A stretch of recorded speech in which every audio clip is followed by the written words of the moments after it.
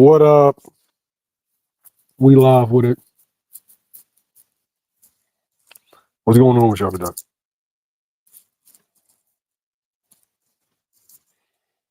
Yeah, I ain't been live in a little bit, man. I ain't been live in a little bit. Talk to me. What's good with y'all?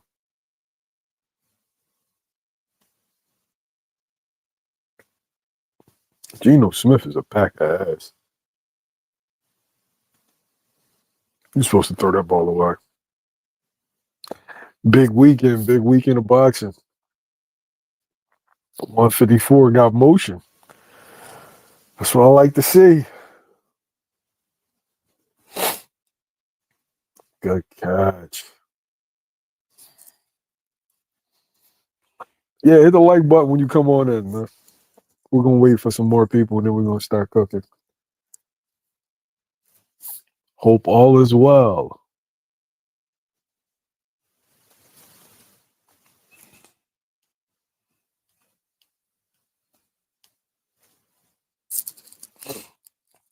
EH, my boy Sean, young and pound for pound. What we doing, man?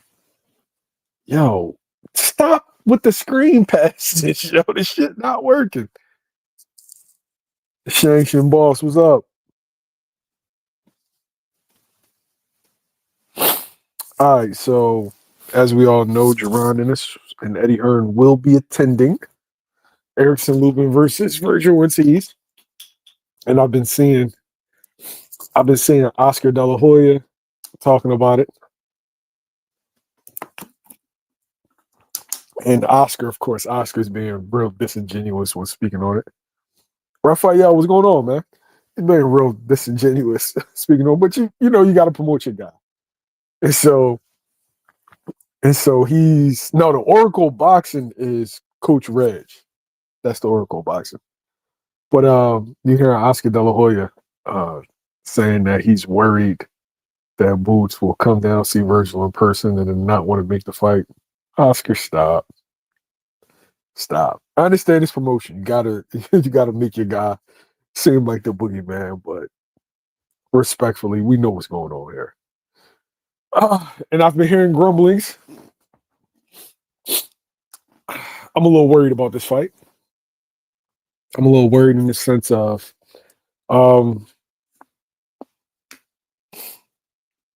don't think that everybody is on board as far as the Golden Boy side. I don't think all parties are looking forward to making this fight. And it's a little bit disappointing, but I can't say I didn't expect it. I mean, hopefully they change their minds. Hopefully they have a spectacular performance against Lubin to where as though they're like, yo, we want Boots next. Like we're rocking on all cylinders. Let's go. Let's go.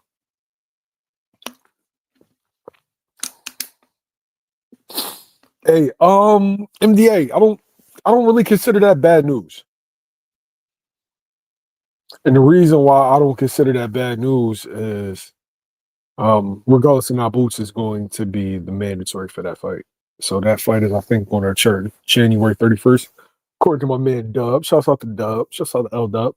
But yeah, so Boots is gonna be the mandatory. So essentially whoever wins is just done half of Boots' work for him. So yeah.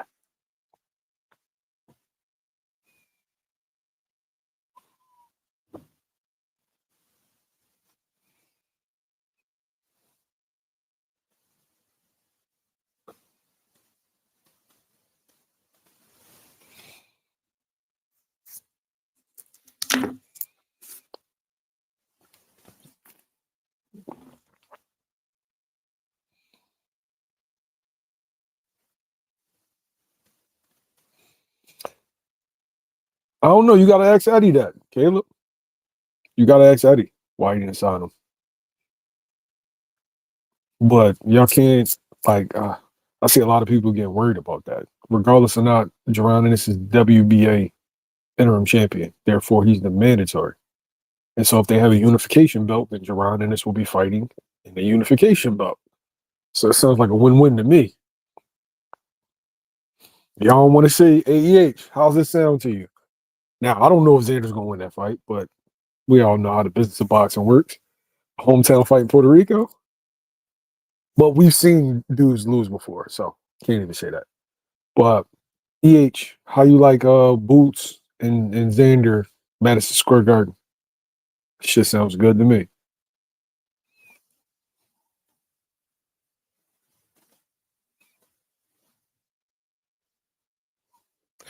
I hope not, Sean. I hope not.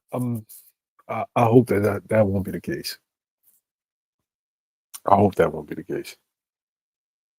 But stranger things have happened. But be that as it may, let's talk about the topic at hand. So you got Jaron Ennis and Eddie Hearn pulling up to the fight, hoping to make a deal. They have been discussing this fight for a while now, and it's looking like the perfect time for it to happen. You got Vergil Ortiz fighting 5'10", 5'11" southpaw, black guy, crafty, explosive. Who that sound like? I'm not saying that Lubin is Jaron Ennis, but I feel like Lubin possesses some of the things that Jaron Ennis possesses. I would say probably like 1/3 of the things that Jaron Ennis has to offer. You're gonna see what if if Vergil Ortiz struggles with Erickson Lubin, then it's kind of a window into how the Boots fight is going to look. Just from my point of view. I think Lubin's going to have a success. I think that Lubin is a live dog in this fight. I think it's a really, really good fight. I think it's an intriguing fight. Um, I'm curious to see what happens. I'm curious to see what the outcome will be. I don't know. I don't know, but I'm hoping that Vergil wins. I'm hoping that Vergil wins so we can get Boots and Vergil. I think that that's a mega fight. I think that that's one of the best fights that can be made in the division. I think the best fight that can be made in the division is Charlo and Boots. But listening to Oscar De La Hoya, I'm not sure if they 100% on board with this, though. I think they had their eyes on Xander, and now Xander's about to fight Baru. And yeah, right after that, they're going to order the mandatory because that's a voluntary defense. Now, it's not a voluntary defense for Xander. For Xander, that's going to satisfy his mandatory, his WBO mandatory. The problem is, whoever has the WBA, that bout will be ordered immediately.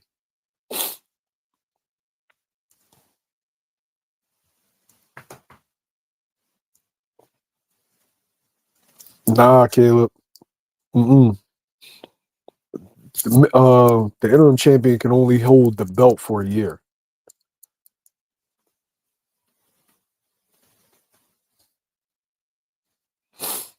And so would they'll be giving Baru a voluntary defense. So right after that, they'll order it.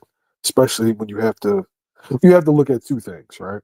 Number one, the WBA convention is coming up. And then you have the politicking. Number two, Jaron Ennis is probably the biggest draw that's currently fighting in the division. And so we know how sanctioning fees work. You want the guy that's going to generate the most money with the belt.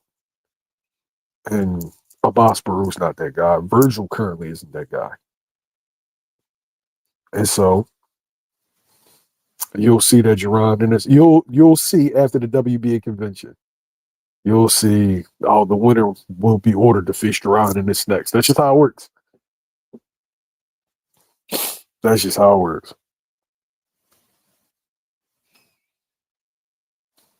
But we don't even know if it's going to be Bachram. Right now, the IBF, they have a mandatory. It's going to be Josh Kelly. The division is in a state of flux. You got a unification bout happening.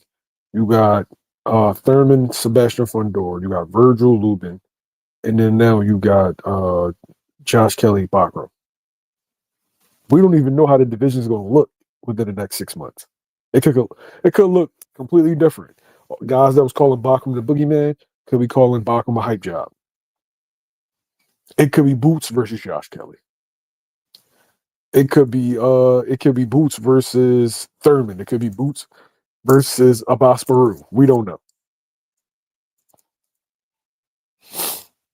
We don't know. And that's what made this intriguing, you know? It's a bunch of good matchups, a bunch of good fights. Just do. What's good with you? A bunch of good matchups, a bunch of good fights.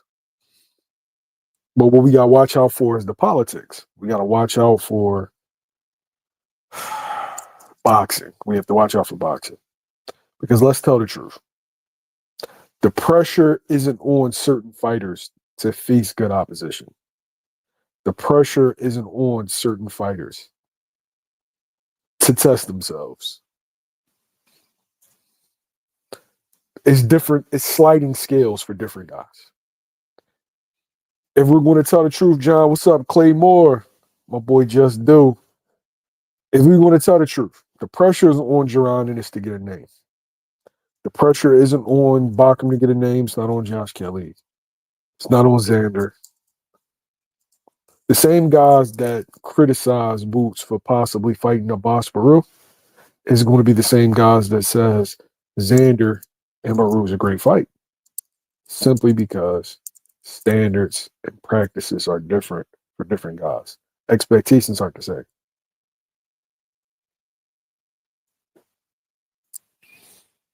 Caleb, that's what I'm here for, Caleb.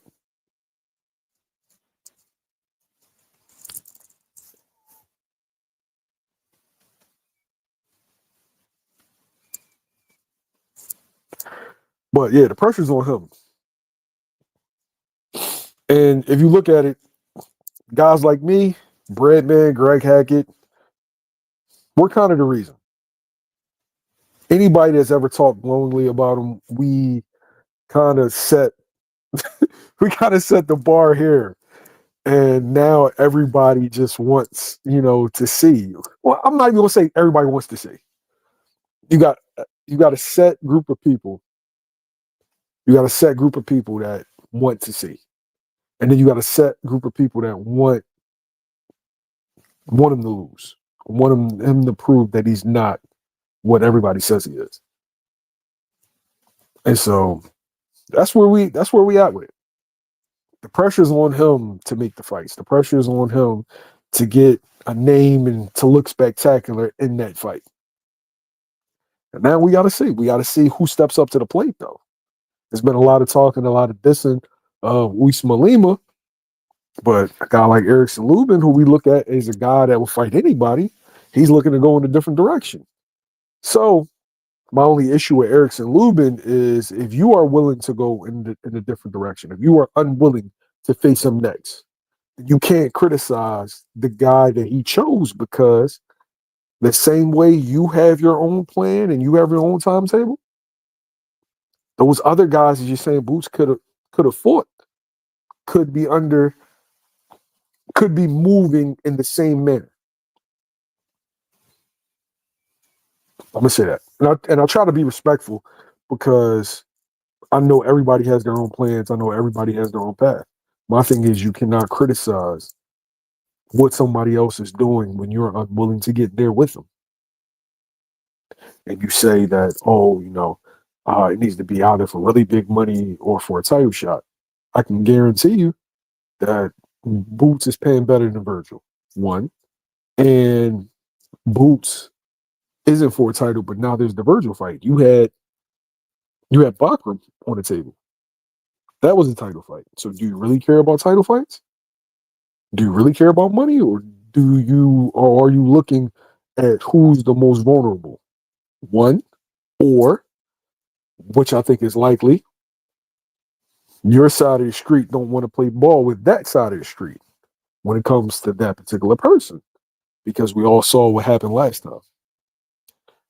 Promotional companies aren't, in the business of doing other guys favors, especially other guys that they're interested in signing. Like, we got to tell the truth. Each boxer is like real estate. And they sent some of their prime real estate and the Manistani owners over there thinking that he could get a victory over Jaron Ennis, and he got sent back in a body bag. So you're going to do that again? Are you going to constantly send your prime real estate over there to make the Jaron Ennis empire?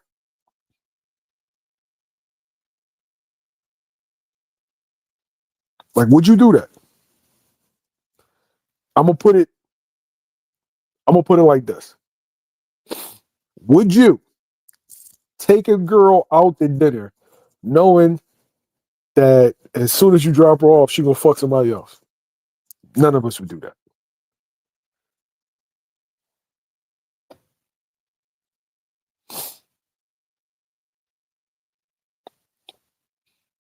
So this is where we at with it, though. It makes for intriguing storylines. I'm not even gonna lie to you. It makes for intriguing storylines, and it makes for good boxing because these are all good fights. And now we get to see how good Jaron Ennis is. For me, he's the best fighter I've ever seen up close. For me, I think he's the best fighter in the world. Now, I have Terrence Crawford as my pound for pound number one because of what he's accomplished. But when I'm thinking about a fighter who's at his best, right now, today, I think Jaron Ennis is the best fighter in the world. Period. But Terrence Crawford, Alexander Usyk, Inoue, those guys have proven. But when I talk about skill for skill, ability currently, I think he's the best.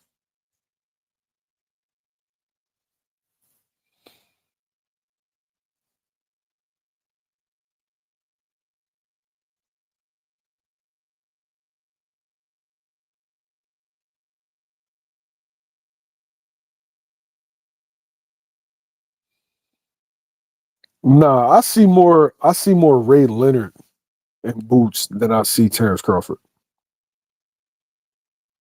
I would say Ray Leonard and Roy Jones. As far as like stylistically. Ray Leonard and Roy Jones more than Terrence Crawford.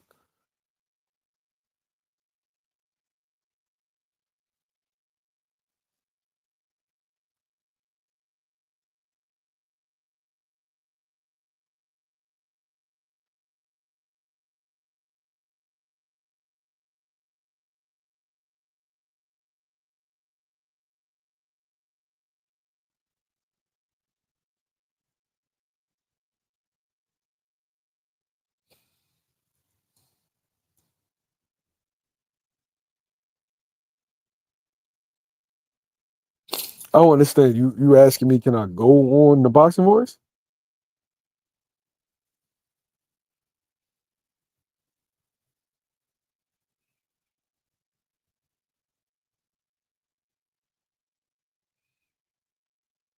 What do you mean crazy example? Boots is a known ducker. Cool.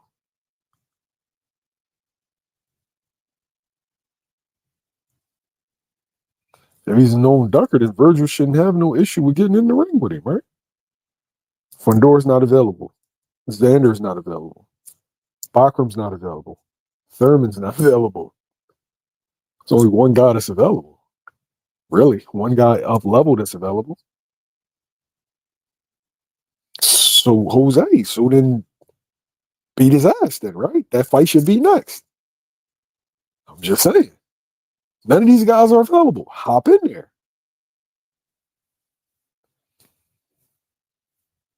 Hop in there.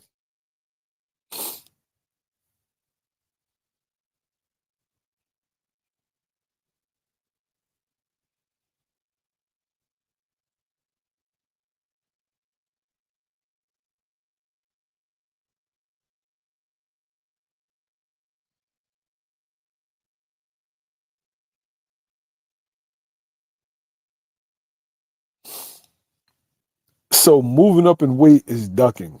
Okay. So let me ask you this. The Teal duck Devin. Boots move up to 54. The Teal duck Devin. I want you to answer that question, Josue. So moving up in weight is ducking. Okay, cool. So then Terrence Crawford ducked a Boss Baru then.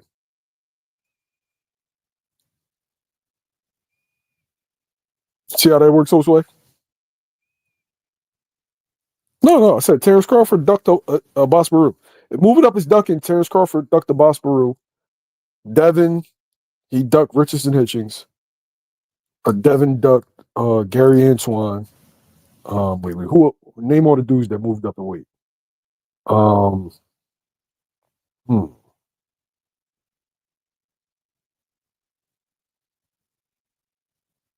Everybody that moved up in weight ducked, essentially. If you move up in weight and if you don't stay at that weight class, you duck. Why does he have to meet Devin Haney at 147 pounds if he's moving up to 154? Explain.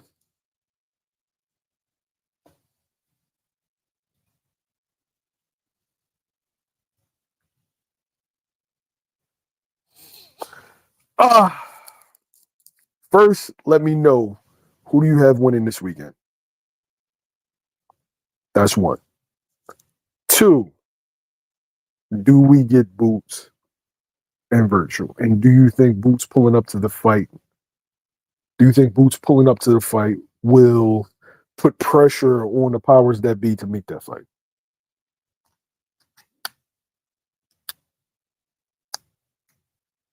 Yeah, Benavidez ducked Canelo for moving up.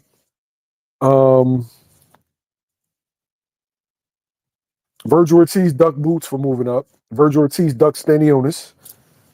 Where we at with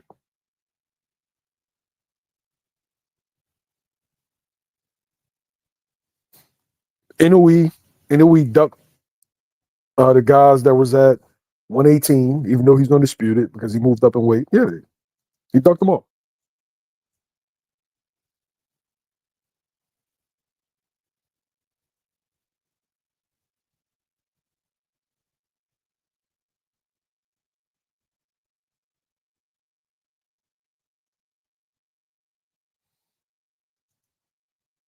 Yeah, bro.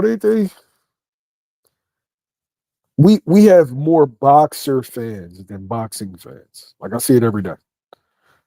And at this point, I just like the troll.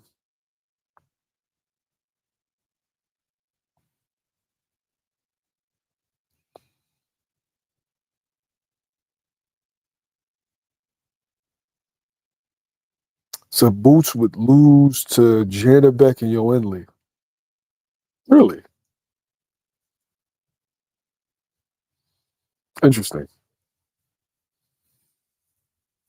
The Cuban with KO Jaron. Hey Sean, I'm just gonna sit here with a smile, Sean.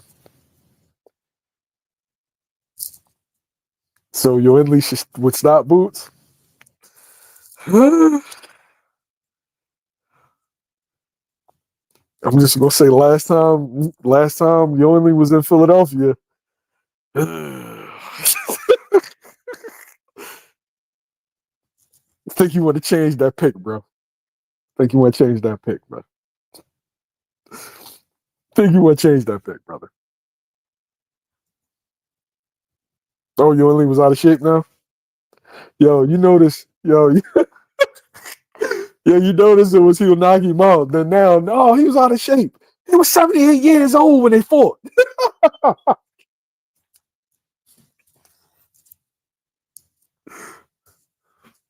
Yoenli always lied about his age. He always lied about his age. He's like, tell the truth. Yoenli Hernandez is 128 years old. Oh man, this fucking dude, yo. Oh man, he just got off the plane. He busted nuts before he got there. Oh man, he was drinking the night before. uh, yo. Oh man, he ain't get no sleep the night before. Come on, man. Oh my god.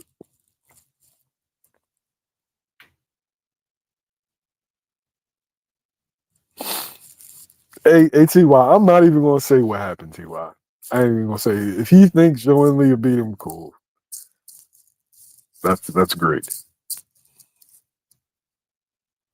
That's great. Oh man.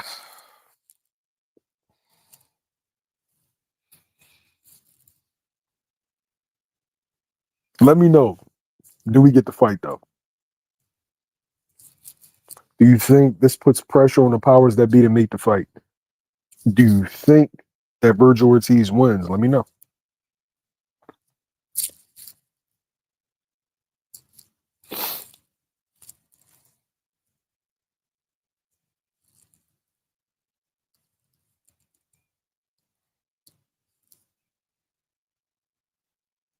Armani, just because your face get marked up don't mean you lost.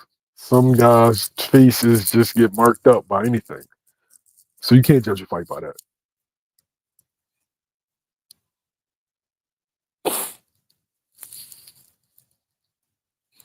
All right, at the 30-minute mark, we're gonna open up the chat and then we're gonna talk. I need y'all to give me your perspective. My boy Marquavion. You think you got something waiting on him? I don't know. You could be right, brother. You could be right.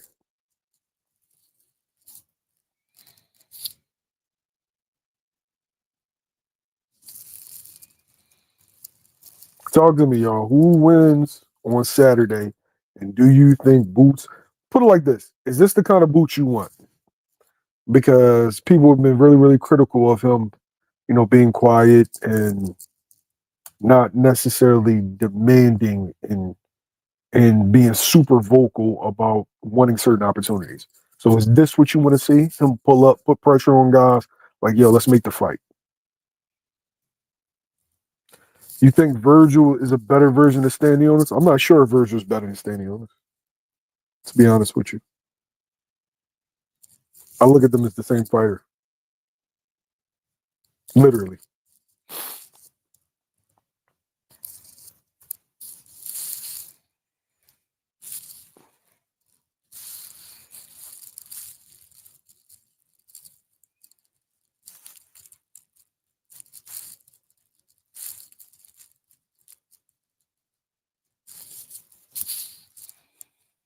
Hit the like button, hit the subscribe button.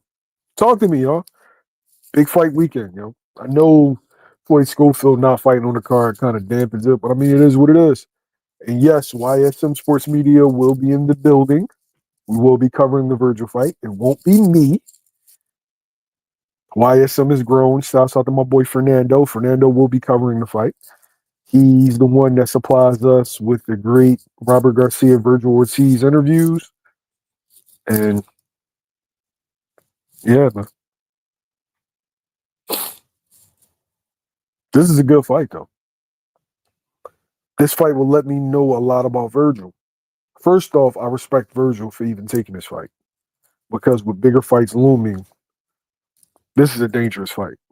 But one thing I can say about Vergil is, number one, he's a good kid. Right? When you hear Vergil talk, you can tell Vergil respects boxers. He respects boxing. But secondly, he's open. Like, if this fight doesn't happen, I don't think it won't be because Vergil is scared. I don't look at Vergil as a scary fighter. But the business of boxing will always be the business of boxing.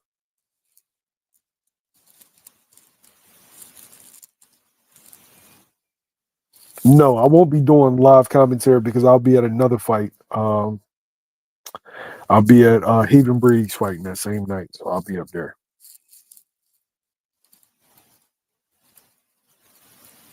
I forgot Darius Fulgham is facing my youngin, Stevens. Yeah, Stevens up. He's from like what? He's from Reading. I think he's from Reading, PA. I interviewed him a couple times. So we all know who I'm rooting in that fight. All right, but we're gonna open up the landlines. Yes, yes, yes. Give me your thoughts. We're gonna do this one person at a time.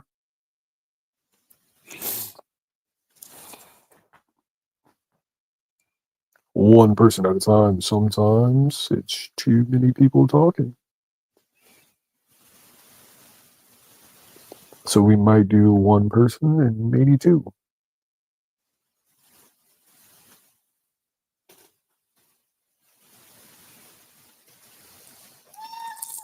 There you go. Yo, my cat be fucking drunk, yo. Yep, Dub. And he's in a tough fight, fighting another undefeated kid. You know, Haven. Yo, I'm gonna go out. Look out for Haven Brady Jr. Haven Brady Jr. is this generation's Stephen Fulton. Go back and watch all the tough fights that Cool Boy had to take on his road to a world title, on his road to championship contention. Haven Brady is this generation's Stephen Fulton.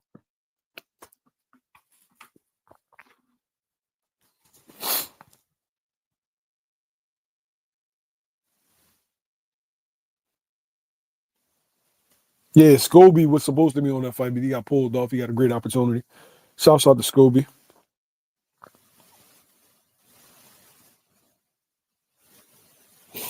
Yo, man, people sleeping on the Hitman. The Hitman, nice. That's a guy that, like, when people talk about like the top prospects in boxing, that's a guy that people aren't talking about. The Hitman is nice.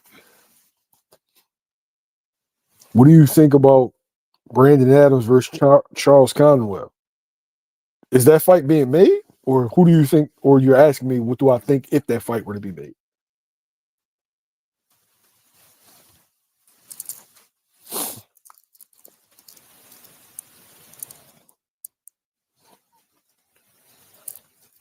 Damn, Tiger fighting too?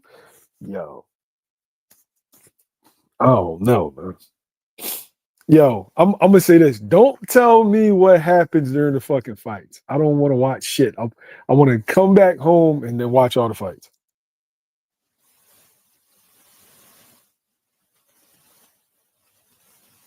Hitman, nice show.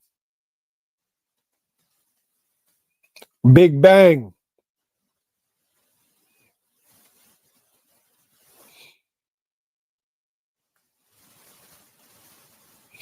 Yeah, I'll put the link in the description, man. Hop on, give me a take.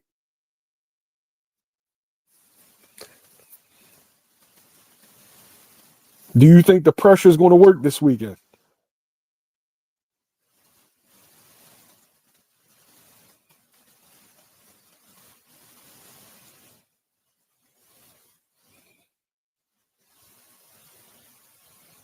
You've been telling people Cool Boy's resume better than Shakur's on the low? That shit ain't on the low. Next gen. That shit ain't on the low. That shit is on the high. Cool Boy got one of the best resumes in boxing. Cool Boy fought, I think, 9 undefeated fighters?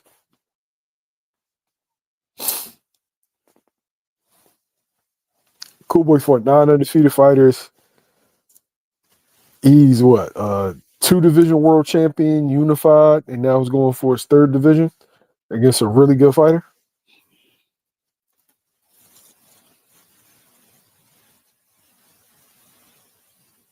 Yeah, that shit ain't on the low. That shit is on the high. Like, that shit is very obvious, respectfully.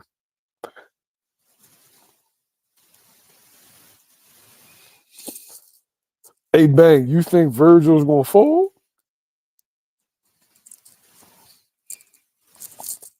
Is that how you feeling? I don't know, man. I think Vergil real Mexican badass, man. I think Vergil gonna feel some kind of way about dude pulling up to his hometown and gonna be like, nah, he gonna pull a Canelo. Like, y'all remember when Laura was pressing Canelo? Canelo told Oscar, like, nah, fuck that, man. I'm from Guadalajara. We don't fuck around. Nah, I think Vergil gonna get upset and like, nah, I want him next. He gonna pull up to my home and think shit sweet.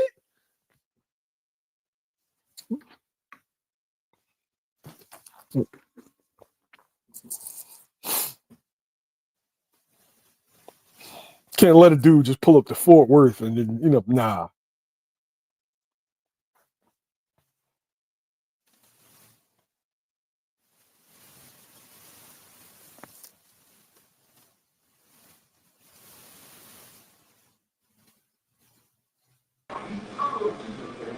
My boy Armani, what's good with you?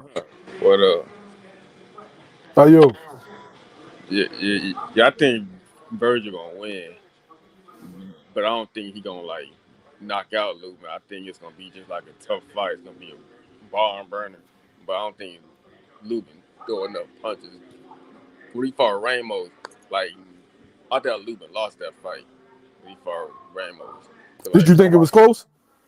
like, like I watched it live. Like I wasn't judging it round by round, but I was like, man, Lubin lost. But like, so when they said he won, I was like, I don't think he won because like he wasn't throwing up punches and like he was on the back foot the whole Mm. fight. So I just don't think he got enough like activity to like keep Vergil off him. Okay, wait, let me get this super chat. Salute to my man Molly Mall. Appreciate the pound, bro. Why exactly is Devin versus Boots not a mega fight? Devin only has one win against a pound for pound talent, and Boots need a career fight. No, I think that's a mega fight.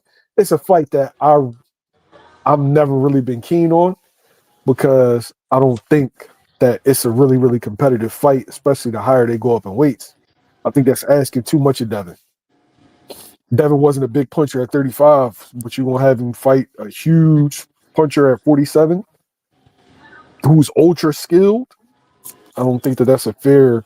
Nah, I want to see Dev against the Teofimo Lopez's, the Richardson Hitchings. I want to see him against those guys, the Gary Antoines. Armani, Yeah, what does Erickson Lubin have to do in order to get this victory?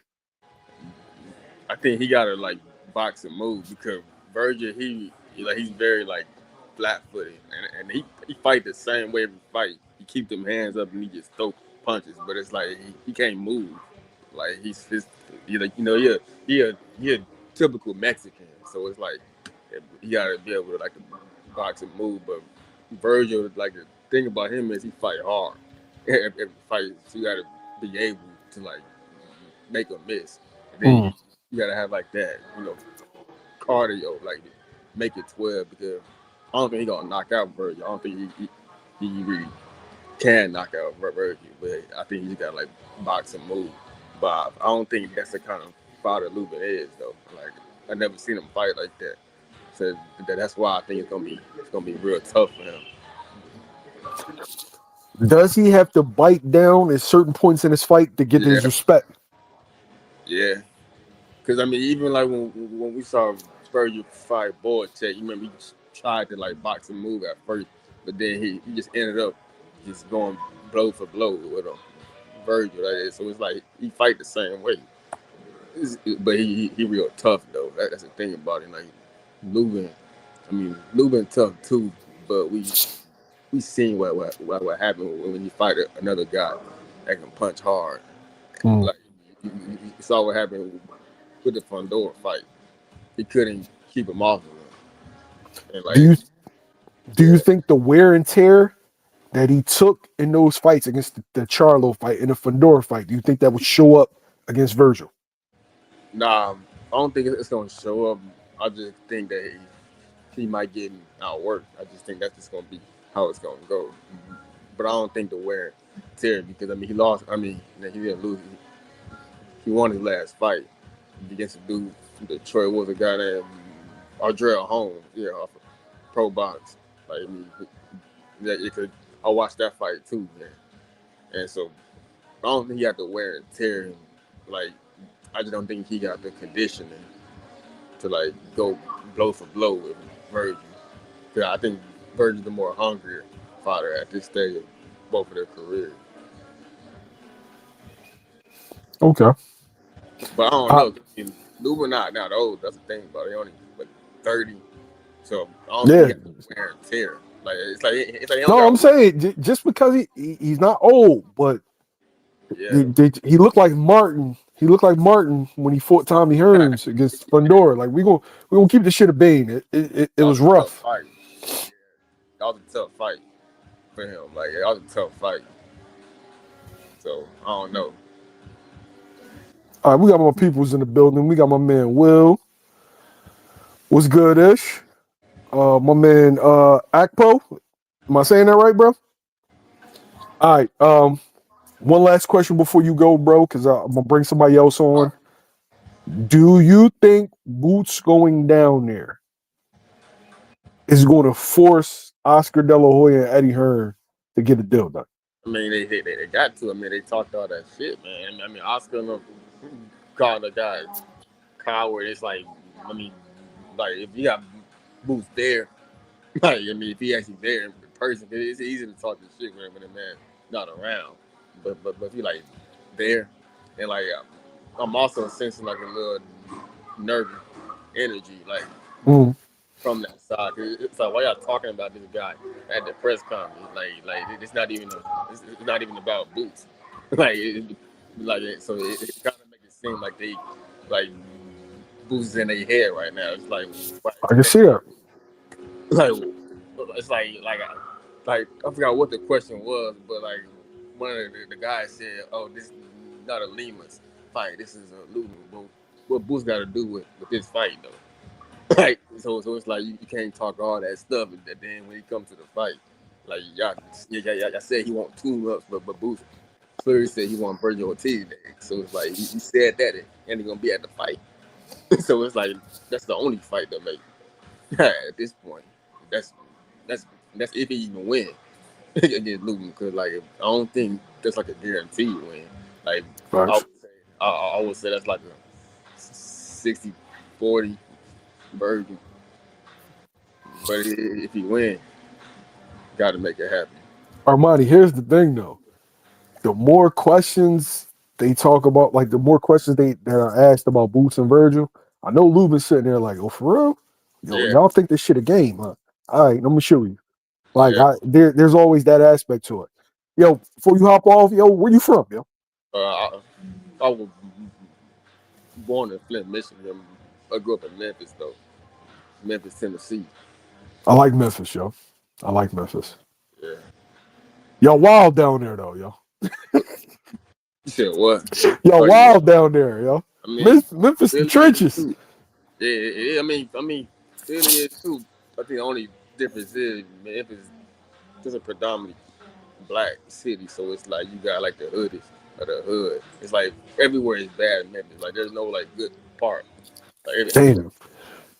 but boxing not really that big in Memphis. Though. That's the thing about it. Like it ain't like up there. Feel it how everybody got boxing gyms everywhere in Memphis. Me growing up, I never heard of a boxing gym. So I didn't start really like boxing until about 22. Like they just don't got that shit. Basketball's big in Memphis, right? Yeah, yeah, basketball, music. You got a bunch of rappers come out of Memphis, but that's about it. All right, Armani, we about to have Claymore Rain on. All right. I appreciate you hopping on, bro. Continue to watch, man. Thanks. All right. So I'll get off this. I got you. All right. Clay. What's good, family? How you? What up, Clay? Wait, I need to.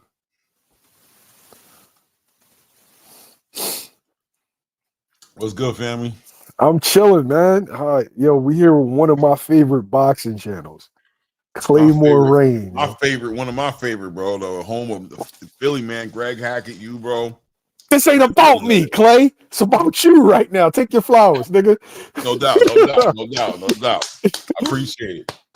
Yo, if you want unbiased boxing talk, if you want just straightforward, no agenda, subscribe to Claymore Rain, watch Claymore Rain. He gonna give it to you straight. He gonna give everybody the benefit of the doubt, and he gonna call it down the middle, man. Yeah, you might like me today, and you don't. It ain't promise you might like me tomorrow. Real shit, though. Nah, man, this is an important weekend for 154, man. Important weekend. Super excited and happy to see. I'm hoping that's what it is. I mean, I'm assuming it is what it is as far as the news of Jaron and Eddie Hearn going to be ringside. Is that from your understanding? Is that what we should expect? Yes. Okay, so let's do it, man. It's time to move. It's time to make these moves, man. Let's see, right? This is what it's all about right here, you know. And as far as Vergil and Erickson, yeah, man, I don't know if anybody's looking past Erickson. That'd probably be a mistake, you know.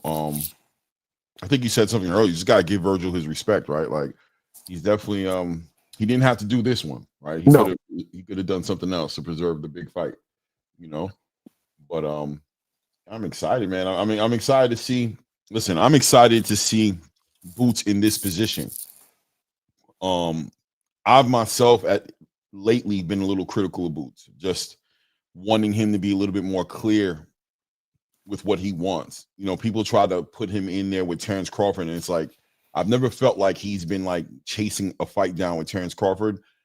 I think I've always understood that he was willing to fight Terrence Crawford, and when Terrence Crawford held a belt that he wanted, he definitely wanted to fight then. But at the end of the Usama Lima fight, he called out the fighters he was interested in fighting, right? Not Terrence, right? The fighters in the division. So I'm happy to see him get on this campaign, on this tour, and this is a great way to do it, man. Going to the fight in Texas. Let's hope Vergil does what he does, and let's make a fight, man. Vergil, do what you got to do. Now, Oscar may not be on the same page as Vergil, right? Let's be honest. That's what it seems like. It seems like there's a disconnect with Golden Boy. Yeah.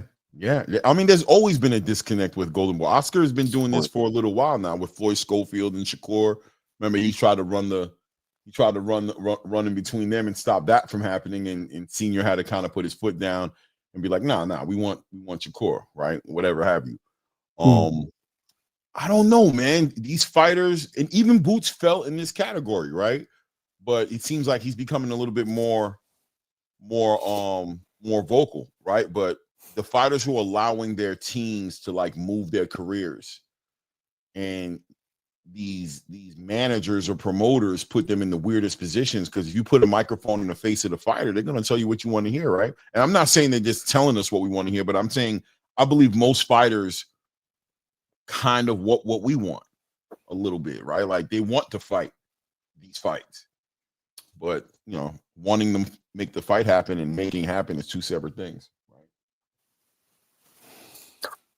Clay, I feel like what's underestimated is what the networks want. Everybody thinks that it's the fighters and the promoters. That's the first people to take the blame, right? What does the network want? Because the network is the one that's supplying the money. And so I'm not putting money up if it's not going to attract viewership. And yeah, you may want to see Bakr Mortazaev, but we want Vergil. You know what I'm saying? Yeah, man. I mean, it gets deep, man. Especially when the fighters are money, right? When the fighters are worth money, when they can when they're becoming draws and becoming stars. And I think there's an argument here that Vergil Ortiz has a big opportunity this weekend to become a big draw. You know what I mean? These guys are trying to build their names up, and if the networks see money in them, then they want to move them the right way. They want to make them a certain way. They want to put them in certain scenarios to give them the best chance of looking great, getting a knockout, having an exciting fight, having a dominant win, to sell them for the big show. And when you involve somebody like Jaron Ennis in the conversation, listen, I don't think any promoter is excited about Jaron Ennis fighting their fighter. I just don't care. I don't think any promoter's feeling that way, right? Every promoter looks at Jaron Ennis like he's gonna come in here and derail a lot of shit, and we can wait on him. I'm gonna say the biggest winner of this week won't be the winner of Lubin, Vergil Ortiz, and won't even be Jaron Ennis if Vergil Ortiz wins. The biggest winner of this week is Xander Zayas. Xander Zayas took this opportunity of why Vergil and Boots are in, this little negotiating or this little back and forth with possibly fight next, in grabbing who is looked at as the weakest champion of 154 pounds, even though looks can be deceiving. But him securing a unification bout while Josh and Bakram is busy, while Fundora and Thurman's busy, and Boots and Vergil are eyeing each other. He like, wait, let me get this. Because if Boots and Vergil, who's that? Yeah, Boots and Vergil don't happen, he done scooped up a boss, and that would have been a guy that Boots would have been looking at. That would have been like, yeah, it was a brilliant move. Salute to Bob. Salute to Brad. Yeah. Do you think Xander Zayas let's just say he becomes a unified champion. He beats Abbas Baharu. Does he become? Would you give him the number one spot? At 154 as a unified champion and beating Abbas Baharu, would you give him that spot at all? No. No. Who'd you give it to? You would you keep it with the Ring Magazine, or would you go? Like, do you have who's your number one guy at 154? It would have to be Fundora because even the belt you got, Fundora let you have it. I mean, yeah, but that was kind of whack on Fundora, right? Like you vacated, like you kind of ducked Xander. You kind of like ran from him a little bit, right? Low key. I'm just saying, like low key. See, that's the. All right. So, in your mind, was that Fundora? Or was that the business of boxing? That was the diabolical mind of Samson Leakowitz trying to maintain relationships with the PBC and help the PBC put together a fight nobody really cared about with Tim Tszyu. Yeah, man, that definitely. I don't think Sebastian Fundora is ducking any smoke, but I mean, for me, it's like I'm not going to hold that against Xander. No, you can't hold it. No. I'm not holding it against Xander. I'm just saying that when you ask me who's number one, I'm going to say right now, currently, until once Jermell Charlo, that rings a bell, he steps into the ring, Fundora kind of would be my choice as the number one guy based on what was done in the division. Once Charlo comes back, Charlo's number one guy, Boots and all these guys, they got to beat him. So if Keith Thurman beats Sebastian Fundora, is Keith Thurman number one now or something? Is he number one?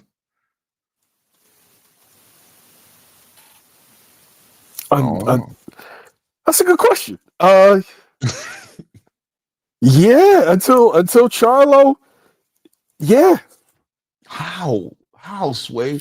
How is Keith Thurman number one at 154 over anybody? I mean, that'll be his only real fight 154 as far as I'm concerned, because the story behind Brock Jarvis is diabolical. That guy's not even a real 154 pounder. He's a tune-up respectfully to him, because he could be lower than a tune-up. You know what I'm saying? So we can't do Brock that way. I'm being respectful. I'm saying lower than a tune-up. That's wicked. That's what happened. That's what they did. Brock, I didn't do that. Your people did that. I didn't do that to you, bro. Like, salute to you. Come on, he was supposed to be fighting Tim Tszyu. That was you know what I mean? Brock. Who would have the best win? It can't be Vergil, because you would be beating somebody that Fundora may look like the Elephant Man. Yeah, but I mean, Erickson Lubin fought the shit up out of Fundora. He fought his ass off, yeah, but it still didn't stop the end result. Vergil's got the fights right now. He's showing the heart of the line. He's fighting the fights right now. People can say whatever they want about Vergil, but Vergil's fighting Boachuk. Then he jumped into a fight with Matchroom. Now he's fighting Erickson Lubin, and then he's arguably going to fight Boots Ennis next. Like he's showing, he's checking the boxes. He's like, he's not doing tune-ups. His tune-ups was Fred Lawson and Thomas DeLorme. Right after that, he's been nothing but I want smoke, and he's been showing it, not just talking about it. Yeah, he got his tune-ups in, and he took. I think people overrate Boyachuk because of the way that Boyachuk made Vergil look. Because Brandon Adams has consistently just put his foot in Boyachuk's ass every time he sees him. It's like, yo, Boyachuk could be at Old Country Buffet just trying to get a plate. Brandon Adams is sitting there like, yo, give me that plate. Run that shit. You don't eat. You get nothing. I don't know what nobody else in here talking about, but stop playing with me. Don't let me expose. Put the bread down. Give me it. I don't want to do it to you. Please. You already know how we carry it. You already know what we do. Me and you, we don't have an understanding. I don't know what they keep talking crazy about you out there. Yeah. I try not to make you look bad, but you give me that. And so when I look at it, I don't really right now, unless if you force my hand, I would have to pick Fundora. But right now, I don't think there's a number one guy, because unless it's Charlo, because it's question marks. While Vergil has fought some solid guys. The reality is everybody that Vergil is facing is there was an issue with him. Let me explain. Boyachuk. Go there, tell me. Boyachuk got stopped by Brandon Adams, who Brandon Adams is not looked at as a top guy. Madrimov was coming off of a loss to Crawford. Erickson Lubin had been stopped twice. Frederick Lawson, what do you have? 5-6 losses. Thomas Delorme was a career 140 that got stopped by Jaron Ennis in one round, stopped by Terrence Crawford. So while I still respect his resume at 154 pounds, it's like Fundora got stopped by Brian Mendoza, was arguably getting his ass whipped by Tim Tszyu before the cut. Right. Keith Thurman, one real fight at 154 pounds. Erickson Lubin, been stopped twice. Jaron Ennis, only one fight against Usman Lima, who is a solid fighter, but he's just a guy at the division. Who else? Madrimov coming off of 2 losses. Brandon Adams beaten by Andres Carterakis just recently. Like, when I look at the state of the division, this shit just got to play out. Xander Zayas, he beat a fucking paraplegic to win his world title. Why you call him paraplegic? How the fuck did I watched the fight? How the fuck did Charles Conwell lose to that kid, yo?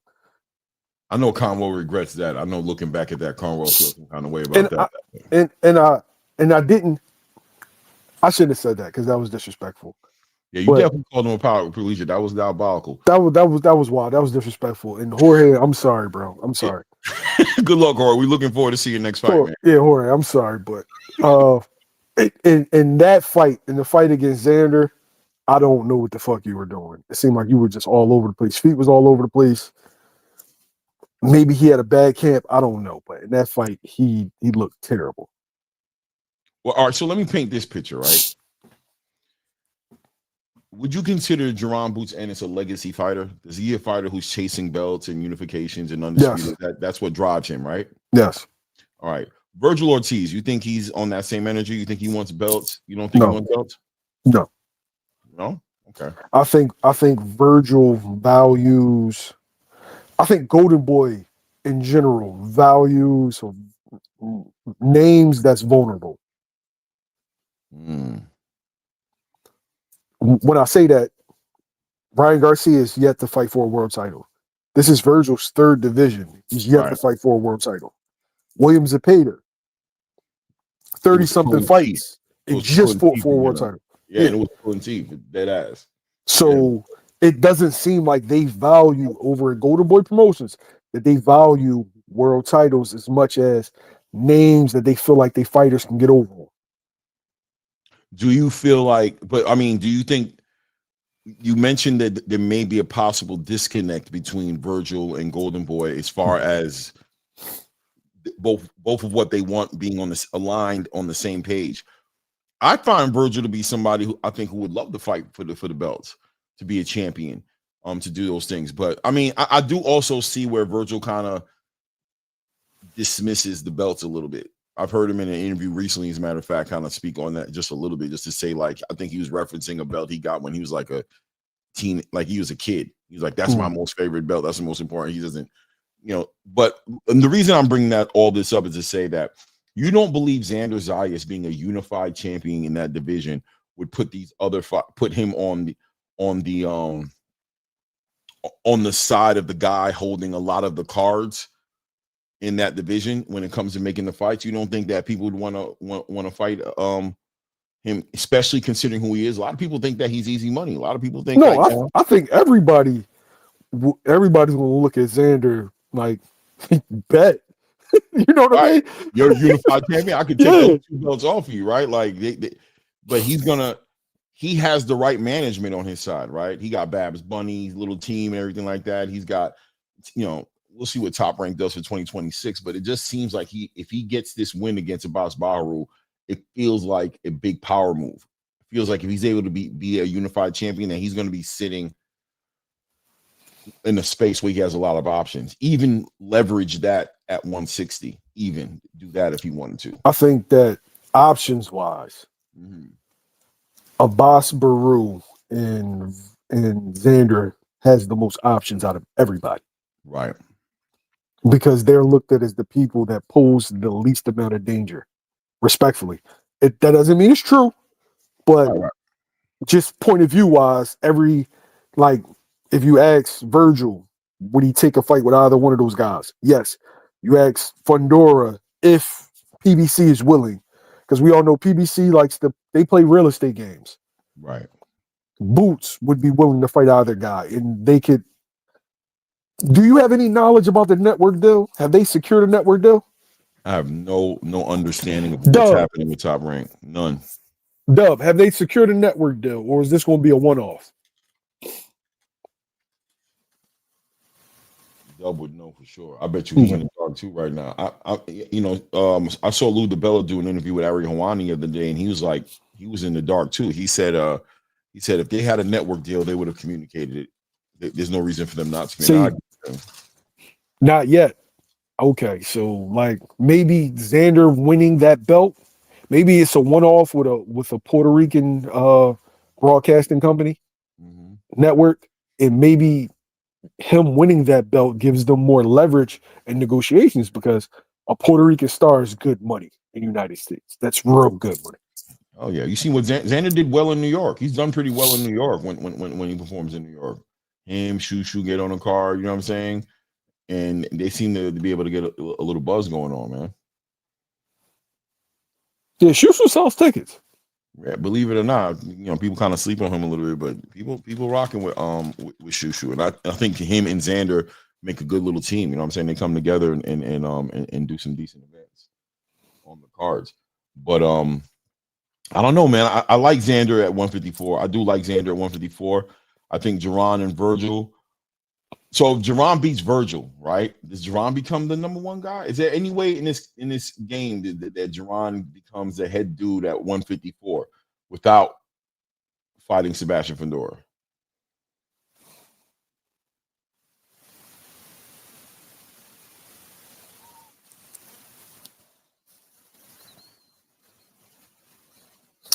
If Fundora beats Keith Thurman, Boots will have to beat Bakram and Vergil. And he could become the top dude. Yeah. He become under. Okay. I'm cool with that. Let's see what happens on Saturday. Let's see what Oscar. Oh man, Oscar. Let's see what Oscar does. Let's see how they handle it. Let's see if they even Clay, you know what's going. Clay, you feel it like I feel it. Yeah. It's going to be some flim-flammery. I feel like it's going to be some. I feel like it's some nonsense, but I'm happy Boots is going to be there. I think it's necessary. I think it's necessary that Boots makes it clear with his actions how he's coming, so that we can clearly start to apply the pressure on the other side, and there's no more fake narratives being pushed from Golden Boy.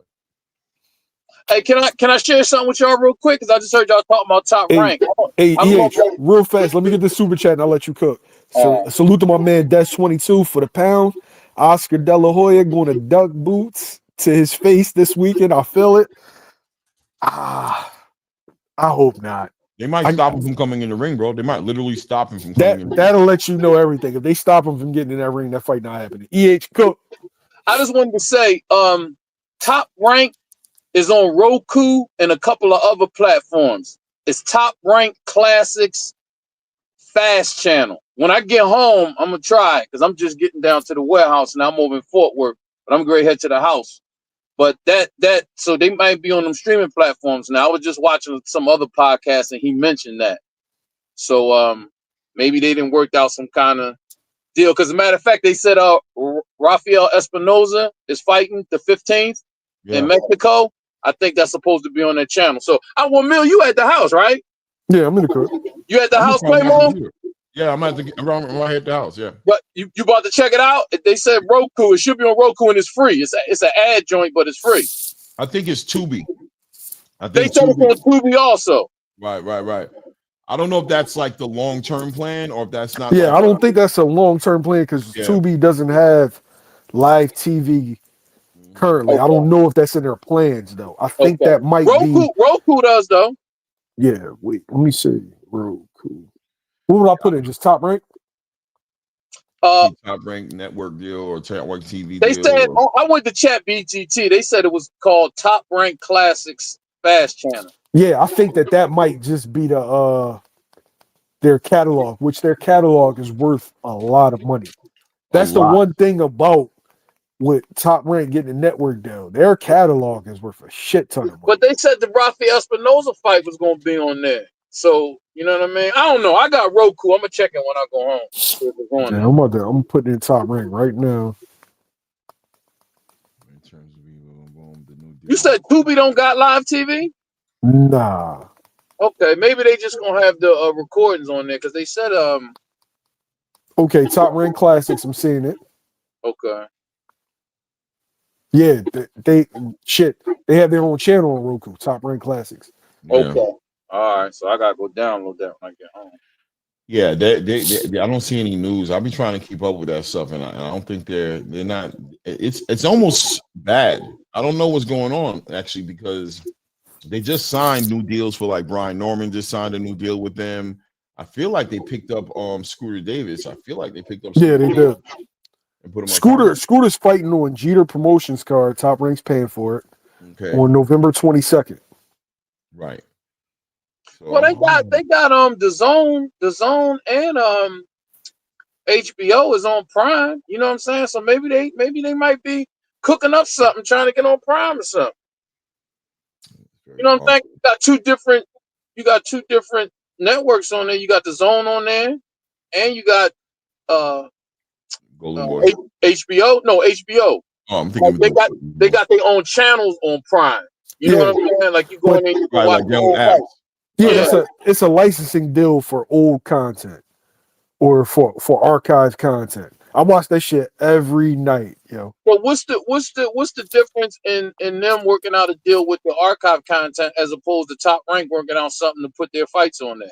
Well, I feel like the distribution is different. Whereas though one is like you're just uploading as opposed to you like live TV. That's okay, kind of it's different. Production and all that shit. Yeah, it's a lot more money if you just have the file of the old fights. You can play them like they're live, but it's not necessarily live. Hey, let me tell y'all something, man. I've changed my philosophy. I'm not a fan of boxing. I'm a fan of specific boxers, and I'm gonna tell you why. Nobody. And I'm not saying this to be disrespectful to little bro, because I fucks with him, but I'm just saying, nobody is castigating this boy for fighting a career 135 pound at 154 pounds, bro. And he just turned down money to fight Boots. Nobody's saying shit about that. If Boots had did anything close to that, they'd be running him across the coals.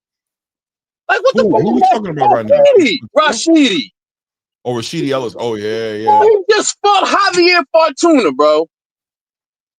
Like, come on. And I'm not saying this to jump on Rashidi because Rashidi just hasn't had good representation to help him guide his career, period. Like he's just one of those fighters that ran across bad luck in that area. But I'm just talking about the fact that, bro, you just turned down this money and then you want to fight a 135 pounder? Like what? And nobody's saying shit. But if Boots would have did some shit like that, it'd be national news. You see, I don't fuck boxing, man. I like individual fighters. I like Bam. I like David Benavidez. Like fuck that. I like Flies. You know what I'm saying? I like fighters. Cause boxing ain't fair. It's just not fair the way that across the board, like how it goes. It's not with media outlets. It's not with whether you a small podcast, a big, it's just not fair, bro. I listen to these people, man. And it's just like Andre Ward. Like, bro, everything Bud went through, Boots is going through. But because Bud, Roy, y'all got y'all little clique. Like, that's cool. There's nothing wrong with having cliques in boxing. We should have cliques in boxing. Fuck it. This is my man. I fuck with him. Fuck it. I think everybody else doing it. I think it's crazy they keep putting Terrence up against Boots. And I think it's crazy the fan bases are allowing the game to play them like that, man. I just don't think it needs to be that way. Why is him? Is Boots really, is he trying to fight Bud? Is this something he really wants or something? Am I missing it?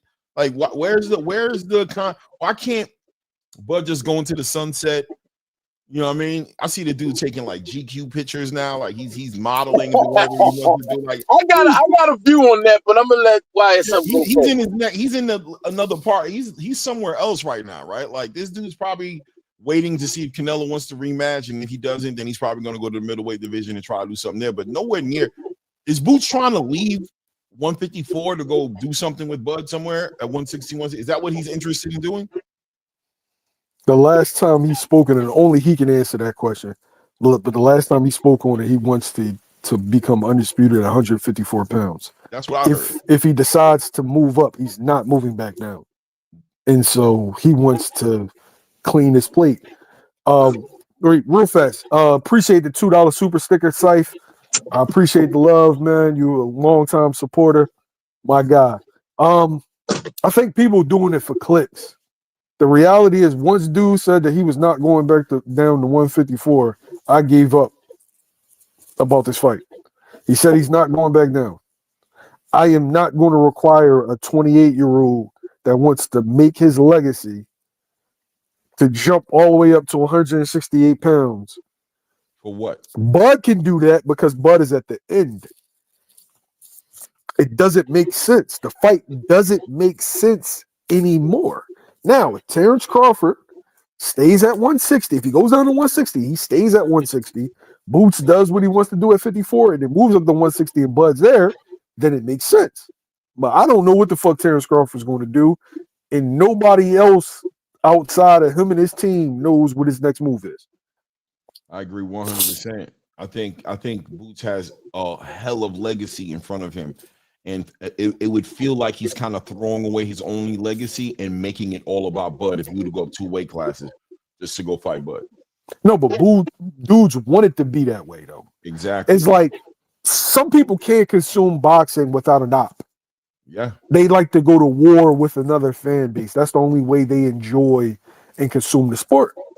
And we've seen Terrence Crawford fans do this with Earl Spence. I think that's one of the reasons why they enjoy boxing so much. Is because they had, people to beef with. Oh, we beefing with the Spence fans, and then now the Spence fans don't went away.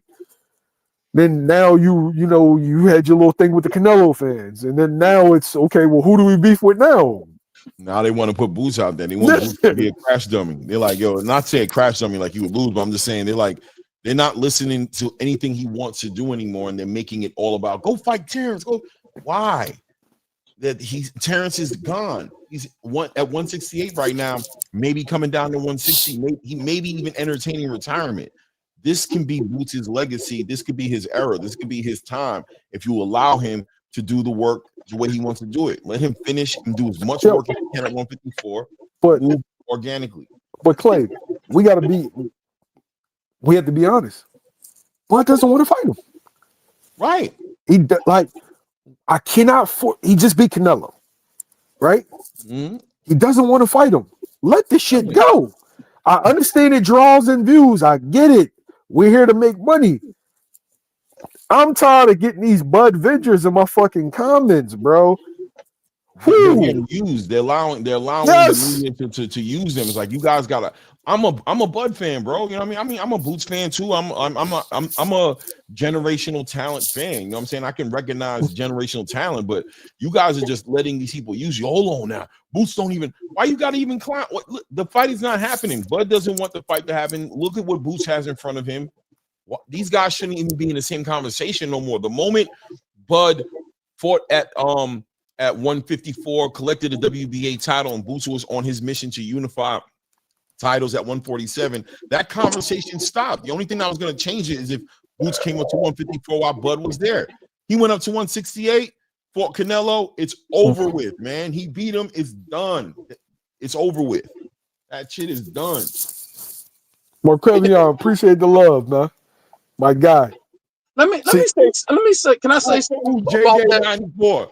JD94. Do you mind putting his comment up there? Is that possible?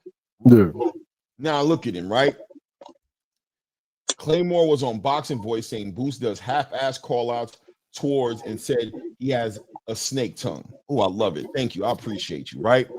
So why was I saying that, right? I'm saying that you guys are coming at me saying that Boots, the argument is that Boots is calling out Terrence Crawford. I said, how? How is Boots calling out Terrence Crawford?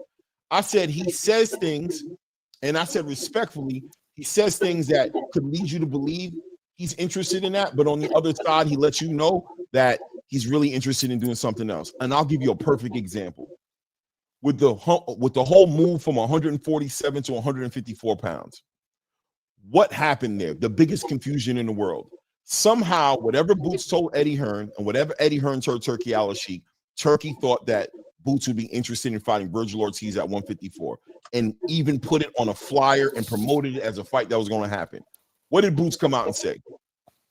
I never said I was going to fight Vergil at 154. What did everybody do? They went back to the press conference when Boots was sitting there and telling everybody he was going to go up to 154. No, he didn't say he was. I know. He said, I saw what he said. I know exactly what he said. He said, if I can't unify down here and I can't get those fights, I might need to move to 154. Is that what you're about to say? No, I was going to say that after the Karen fight, you know, dealing with that's rehydration clause IBF, he's like, you know, it might be time. But I feel like everybody takes the worst thing people can do is take what a fighter says during a post-fight interview as gospel. Post-fight interviews, fighters, number one, they just got to finish getting punched in the head. But number two, they have mixed emotions. I understand what you're saying in regards to the call-outs. I'm saying if Boots doesn't clearly tell you something, you can't just put words in his mouth, is what I'm saying. Yeah. I'm saying because what he's saying, there's multiple things he's saying at one time. That's what I'm saying. As far as the Bud thing goes, right? Fans want to make it a him and Bud thing, a him and Bud rivalry. The truth is, he wanted any one of them. He wanted Spence or Crawford. It didn't matter. They had the belts. He wanted the belts. Okay. When they move out of the division, okay, I want to become undisputed. Now, if a Terrence Crawford fight arises, I'll entertain it at 154, but this is my main mission. Once dude moved up to 168 pounds, there's no fucking conversation anymore. The shit is dead. It's dead. He's the undisputed champion at 168. If Ariel Helwani asked Jaron Boots Ennis if he'd be willing to go up to 160 pounds and fight Terrence Crawford, and he answers Ariel Helwani and says, I wouldn't be coming back down to 154 if I was to do that. As somebody watching Boots answering a direct question that Ariel Helwani asked him, what is Boots telling Ariel Helwani with that answer? I have a mission. Right? To me, I'm hearing, I just told you I want to unify and become undisputed at 154. If I go up to 160, I'm not coming back down. Does that not mean that he is not doing that? He's not looking to do that. I'm not saying he wouldn't or he would. It definitely it insinuates the fact of I want to accomplish this, and this in my career. If I were to make that move, then all of that shit is off the table. I would just be a 168 fighter. And from talking to him and from interviewing him, his career is about what he wants. Everybody wants to make it what they want. He has what he wants to accomplish. Crawford accomplished what he wants to accomplish. To me, as of right now, today, the fight is dead until something else happens, until a fighter moves down or a fighter moves up. Period. J Day. Yes, I said that. I did that. And I said respectfully. And the reason I said that is because if he's not speaking directly to something, you can't take what he says and put words into his mouth, because he could be meaning this and he could be meaning that. That doesn't count as a call out. And I said respectfully, and I knew somebody like you would take it that way. You could play it back. I try my best to give you guys a heads up that I wasn't saying in a disrespectful way, but to explain that just because he says one thing, with Boots, it can mean multiple things, because Boots is still going to move the way he wants to move. He's not going to sit there and let you hold him towards something he entertained for a minute and try to make that something he has to do. He'll say, yeah, man, I'll go up to 154 and fight Vergil. Yeah, man, I might have to go up to 154 next. Man, this weight, this rehydration clause is killing me. But unless I can get a unification or I can do this or do that, this is what I'm going to do. That in that answer right there, there's multiple things you can walk away from it from. The fan base will take that one side of it and make it all about that one side. And if he chooses to go the other way that he made clear is on the table for him to do it, they'll say that he's lying. Let me say something about the whole Bud Boost thing.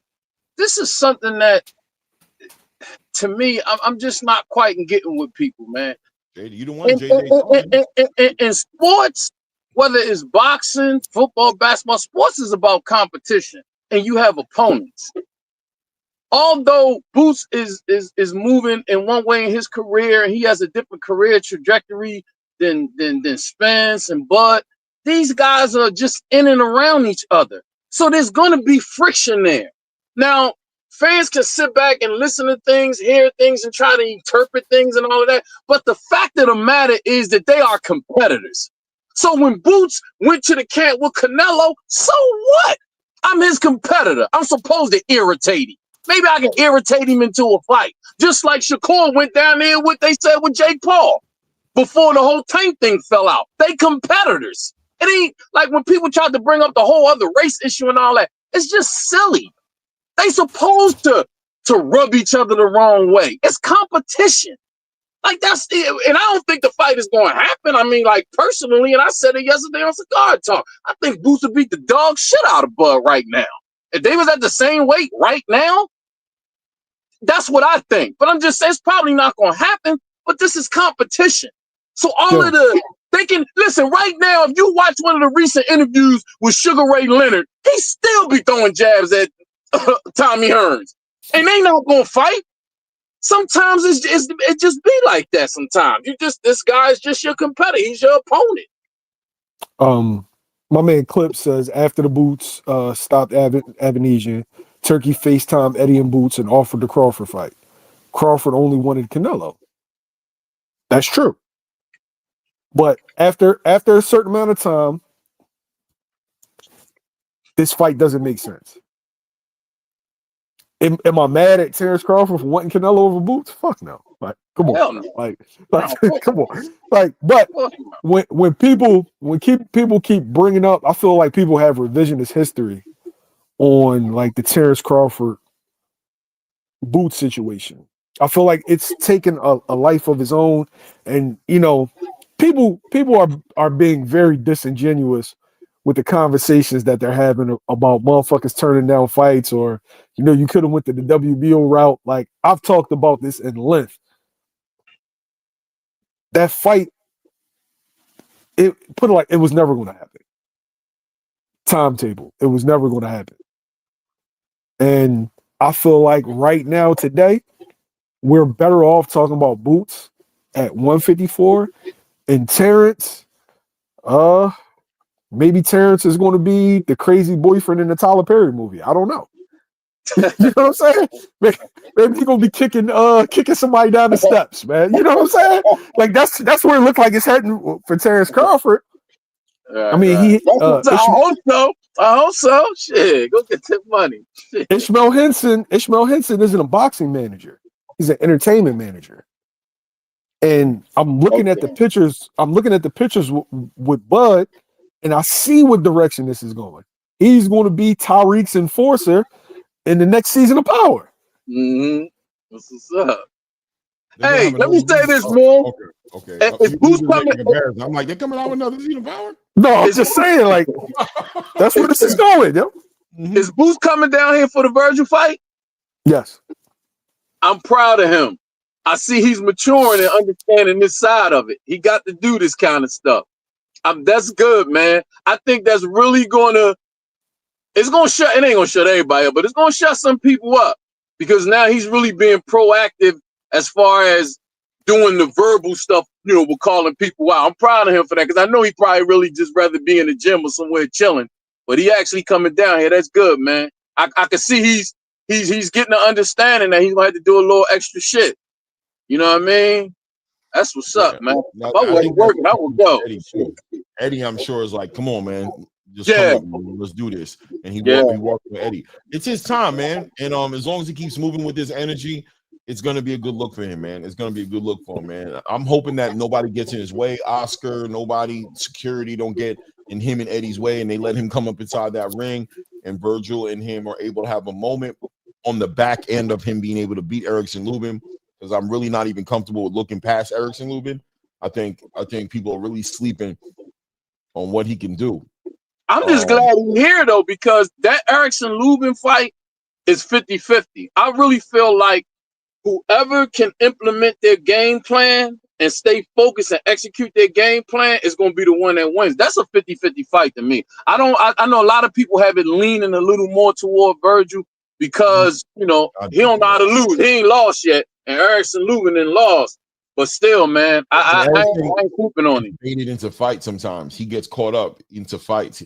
He gets baited. If he gets hit the right way, he's gonna fight, which is good for as far as entertainment value. But he needs to keep his poise about him and fighting fighting against Vergil Ortiz. What do you guys think about this whole trainer? Now, I don't want to say controversy, but him moving away from Stephen Cunningham, and then, you know what I'm saying, now he's ending up over here with you mean Kevin Cunningham? Kevin, I said Steve, sorry. I'm thinking about football, No, you're thinking about Steve Cunningham from the fight. Yeah, boxer, cruiserweight. Yeah. Philadelphia fight. I'm sorry, Kevin. Fight. Yeah, for sure. What do you think about that, though? I don't like guys jumping around for training to train. I don't like it, man. Like what Anthony Joshua's doing and been doing this. I don't like that, man. I can see you going to maybe a second trainer, because after the first one, you're supposed to be able to sit down and figure out just exactly what it is you're trying to get and need, and don't make another choice until you know, okay, this is the guy that I want. But that jumping around from train to train stuff, he said he only been with him for like 9 weeks. I don't like that, man. I don't know, man. I don't know how quick his learning curve is going to be with this guy, though. I don't know, because I actually think that Lubin he got a 4-inch reach. I was just listening. If the stats are accurate that I was just listening to, he got a 4-inch reach on Vergil. Man, he could stay on the outside in boxing, put hard combinations together when he need to. Man, and he could stop Vergil late if he stick to a game plan. If he got that much reach on Vergil, because Eric can punch. He can punch, man. So, and to me, he has a better punch selection than Vergil do. Vergil only got one way he coming. He's just a fucking energizer, buddy. Like, Lubin's bag is deeper than me, man. He can box this boy, man, and beat him up. As long as he don't get tired, he can box him and beat him up and stop him late, man. And he got power in both hands. He can punch, man. He can punch. Hey, Joe, you said a lot of videos coming out about Robert Garcia in that camp, about Boots ducking as if a contract isn't already in place. Can I speak on that? The reality is Boots signed an extension predicated on him fighting Vergil Ortiz. So if Vergil Ortiz is available, Jaron Ennis has to go into that fight. He signed based on the terms that Oscar and Eddie Hearn negotiated. So a fight's on the table. And if that fight doesn't happen next, it's not on Jaron Ennis. Right. So as far as the ducking narrative goes, to me, that's a complete fallacy, because like I said, Boots is on record wanting him next. Boots put pen to paper based on what Oscar and Eddie negotiated and DAZN negotiated. Oscar saying he wants it, Eddie saying he wants it, Boots saying he wants it. Currently, there's only one man that isn't saying I want that fight next. Right. We just got to see how it plays out. Yeah, Dub just actually mapped it out perfectly. If you want to bring up what he's saying, about he actually went through 3 trainers in the past 3 fights. Wow. Yeah, I forgot about Mark Farrett. I didn't even know that. I know Mark's a good trainer too. Everybody he named is quality though. But I mean, 3 different coaches in his last 3. Yeah. Damn. How does that affect him? And they're all different styles, by the way. Every last one of them is different. who is Erickson going to be on Saturday night? Who is he going to be? Is he going to be the boxer, the puncher? Is he going to be what's he going to be? Is he going to be moving around? Is he going to be sitting in the pocket fighting inside? What's he going to do? You know what I just noticed this weekend too? His original coach is coaching the new young boy that Eddie got. Omari, whatever. Omari Jones with the A? Yeah, I want to mix his name up with the Omari other. Golden Boy now, though. Huh? Oh no, you're talking about Omari. You're talking about Omari, straight up from Orlando. The one that's from Florida, that's with Eddie. Yeah, Omari. Yeah. He's with Erickson Lubin's original coach, the big light skinned brother, because his son fights also. I forget his name. Mm-hmm. I don't remember who his coach was, but Omari Jones is a problem, bro. He's gonna be a problem, bro. He's gonna be fun to watch. I'm not really sold on him yet. I guess just because I ain't seen enough. I mean, it's only been, what has it been, like 3 fights? Exactly. Yeah. It's only been 3. I mean, from what I've seen, I don't really see I don't know, man. I just got I don't see the bells and whistles with it. I mean, I know he ain't gonna be fighting no top tier competition in his first couple pro fights, but I don't know, man. He's developing, man. He's got what they he has promise. And promise is undervalued today, bro. We don't celebrate promise enough. We don't, you know what I mean? We don't look at promise anymore and hold it close. You know what I mean? We gotta hold him close, bro. We gotta pray he continues to move patiently. He has the poise, he's humble, he has power in his hands, he has great IQ, he's Olympian, he's got pop in his punches, he knows the value of body work. When he hurts somebody, he doesn't just jump all over them and go all crazy. He takes his time and he breaks them down. He's stopping his opponents. His last opponent he fought was 12 wins, like 9 knockouts or something like that. I can't remember what it was, and like 2 defeats. They stepped him up, man. Brought him to his home city. Yeah, that was a good one. That was a good one. Yo, first, I want to say this about Eddie Hearn. I think currently Eddie Hearn is the best promoter in boxing. Number one. And the reason why Eddie Hearn is the best promoter in boxing is I consider Al Heyman an advisor. I don't consider Al Heyman a promoter. Okay. Eddie takes risks.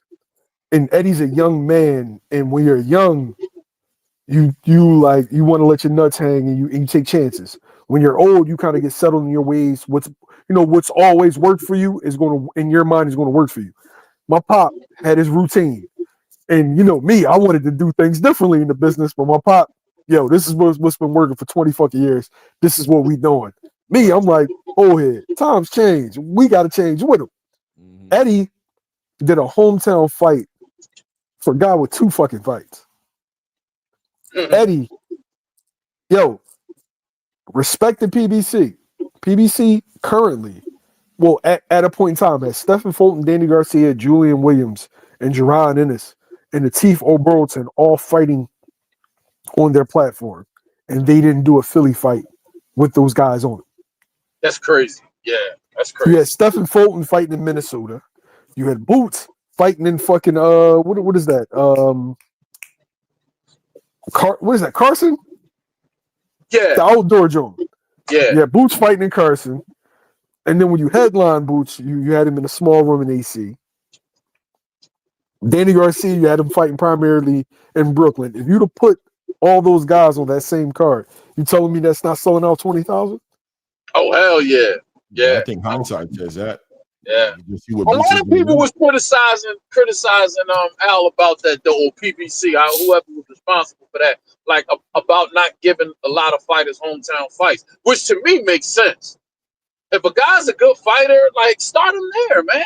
I think that should be the template for building a fighter. Shit, if he can't sell at home, what else he gonna sell at? I don't know. But I know the money comes into play where you might get a bid that's somewhere crazy, but they're willing to give you the money that you need to put your fight on. So you might be fighting like up in Miami, Oklahoma. They got a casino up there. Top Rank used to have a lot of fights up there. I was like, what the fuck they doing up there? But then when I started to learn how, casinos will give you money and shit like that, I'm like, okay. So, yeah. I just feel like dudes don't take chances anymore. And you see it reflective in how the sport is kind of stagnant. It's because other places want boxing too, but you're not giving it to them. And I understand, of course, there's the intricacies where it's venues, insurance, scheduling. I get it. But when you got a guy like Eddie that comes along, and now, Al, you didn't had, now he wasn't signed to you, but you didn't had this kid, didn't give him a hometown fight, and you let a fucking Brit come in and hometown fight 14,000. How you think everybody's looking at you? This is your market. And I remember having a conversation, Clay, with Tom Brown. We were in DC. We were at Tank's fight. And I'm like, bro, when are we going to get a fight in Philly? And he was like, oh, you know, Philly's a boxing town, but historically fights don't do well there. And you know, giving me all the history. And then meanwhile, the dude that's saying, oh, massive, he comes in and does better numbers than everybody. Mm-hmm. And you had Danny Garcia Boots, Julian Williams, and Stephen fucking Fulton. Yeah. Vision. I Vision. remember, You gotta have it. even Espinosa was doing an interview one time, and he was talking about that. Like, he was talking about something with the social media platforms, and he was speaking on TikTok. And he was like, shit, just because I don't use TikTok, what the fuck that mean? He's like, my daughter uses TikTok. You know what I'm saying? Like, and you're right, man. A lot of times when we're older, you know what I mean? We don't have that ability to look and really deal with the present and see what's going on, man, and make the necessary changes, man. And that's that's the thing about Eddie, like, he in his 40s, but Eddie got a young spirit, though. You know what I'm saying? So just the way he think and the way he gonna move and do things, man, like, he gonna make sure he's staying current. You know what I mean? And that's what you gotta do in a business like this, man. Yeah. I'm glad they coming down here, though, bro. That when I heard that shit, that Boost was definitely coming down here, I'm like, yes. That's what's needed. You know what I mean? He got to show up, show his face in the place, regardless of what happens. Because it don't matter. Whatever happens is going to be on record. You know what I'm saying? So if they act funny, don't let him in the ring or whatever, now what y'all going to say? You know what I mean? He showed up. We already know he did his deal with his people to make sure that he can get that fight. You know what I mean? Now what? Because I'm wondering, if Vergil lose, then what? What's going to happen then? Like, what y'all thinking? That's going to be very interesting. If Vergil loses that fight, that's going to be very interesting. That's going to be like, because now Boots is in an interesting situation. Because what did Lubin say about Boots? Fighting Boots. What'd he say? I don't remember. What do you mean? Did he say he would fight him? Wait, you ain't see what he said on the interview? Nah. Well, okay. Let me see. Did he say something like he'd want Boots to get a belt first before he fought him? No, he said he wouldn't. He said he wouldn't fight him. He said he's trying to get belts, and then he started going to all this shit. Who is he? He ain't fight nobody. Oh, he fought Lima. All of this shit. Check this out.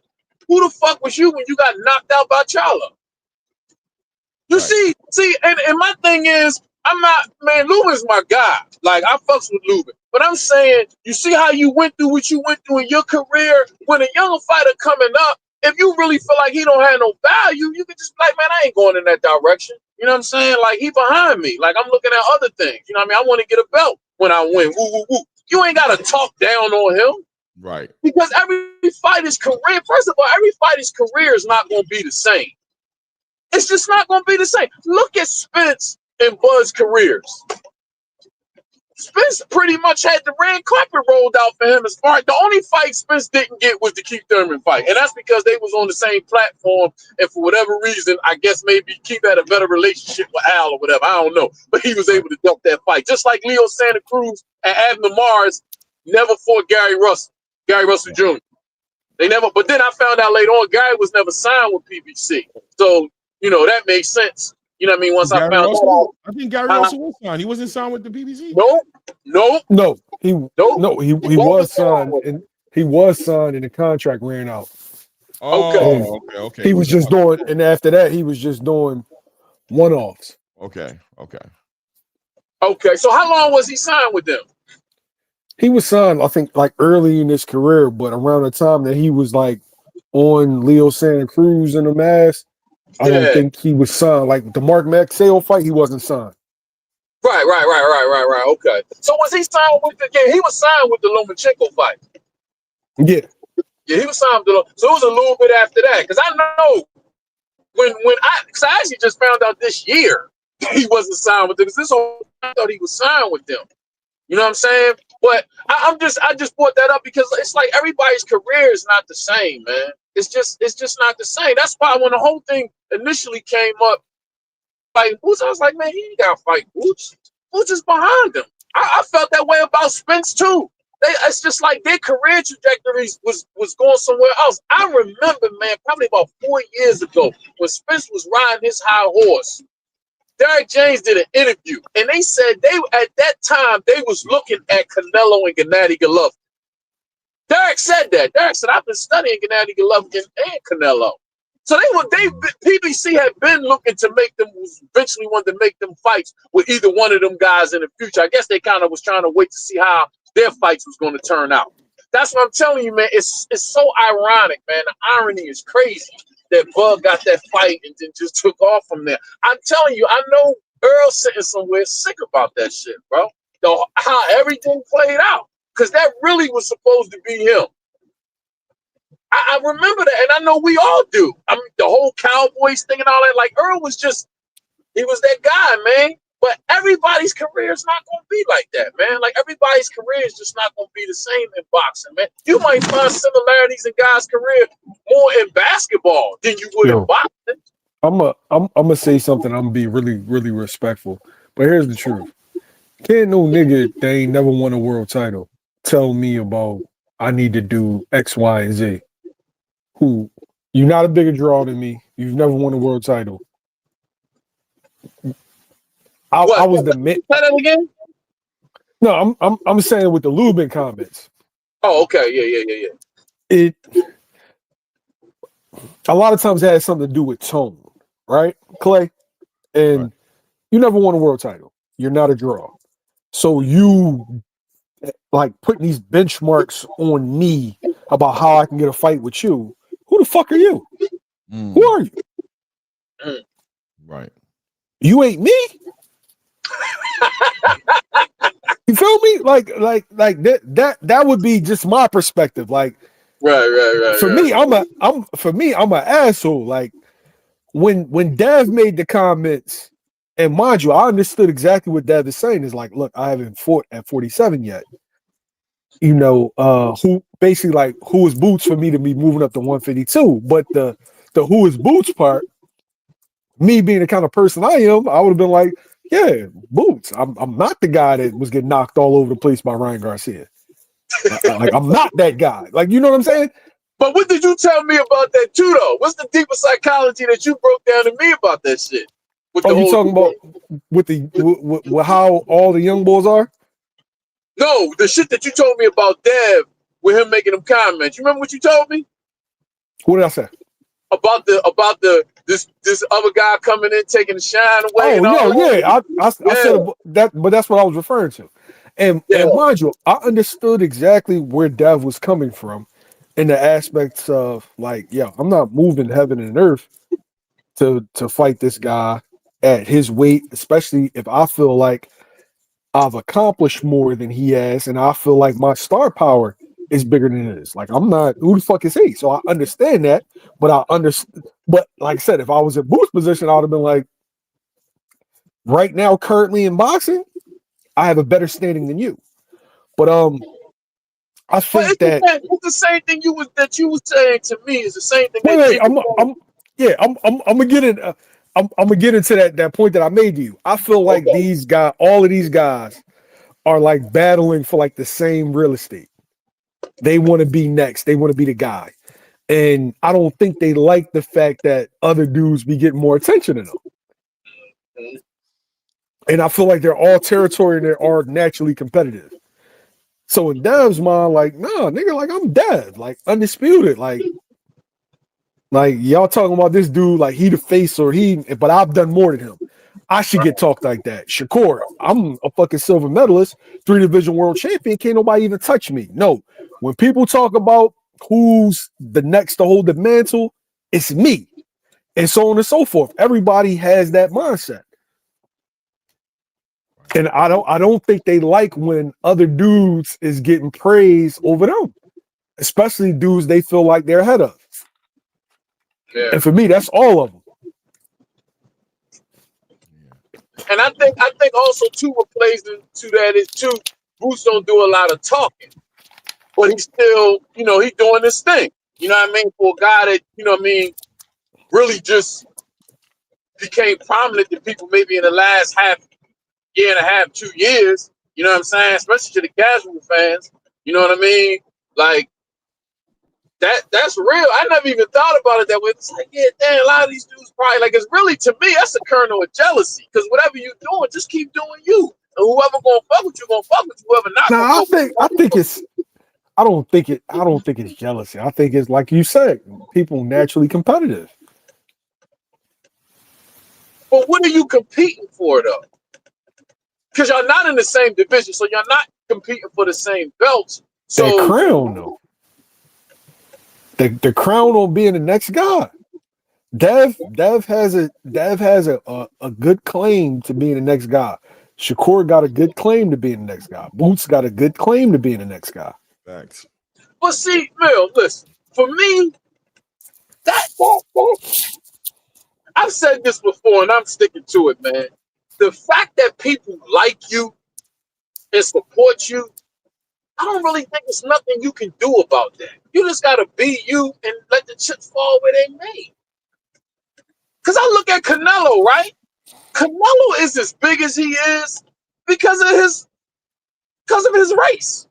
And I'm not saying that in a bad way, but he's a European-looking Mexican, and they love him. And they support him. It doesn't really, just because you got 1 million people that'll buy your pay-per-view, that doesn't mean you're a better fighter than me. You know what I'm saying? And sometimes we equate the fact that guys can sell to him being a better fighter. And that's not, but then at the same time, you might be a better fighter than the guy, and some of the things that you demand in your career when it comes to money, you don't really bring that in. When you're talking about the money part of it, you don't really bring that in. So we got these constant debates that go on, and it's like sometimes comparing apples to oranges. Because it's like you selling doesn't necessarily mean that you're a better fighter than me. So that's why a lot of times guys be like, well, man, let's just fight. Another guy be like, you ain't nobody, you don't bring in no money, you know what I'm saying? But getting that crown, like, it's just, I don't know, man. Because you could be a hell of a fighter, man, and it just might not happen like that for you. You know what I'm saying? I feel you, but I think each one of these young kids want to be the guy, right? And they don't got to be competing with each other to be competing with each other. Yeah, I don't really, I mean, unless we get in the ring to fight each other. Now with them, it kind of was, you know, they was talking about making a fight, but, you know, Boots was already moving up. You know what I'm saying? So, you know, I kind of can see that. You know what I mean? He wanted to make his little comments. You know what I'm saying? But I don't know. I kind of feel the same way about that too. Like y'all ain't got to be competing with each other. Just do you, man. Whoever your fans are. And then the crazy thing is, the fan base that y'all got is really, we a fan of all of y'all. You know what I'm saying? Like y'all sharing the same fan base. So you can't. I mean, for people who watch boxing, you're not necessarily gonna make somebody like you over another person. Like this, I don't know. It's just, I don't know.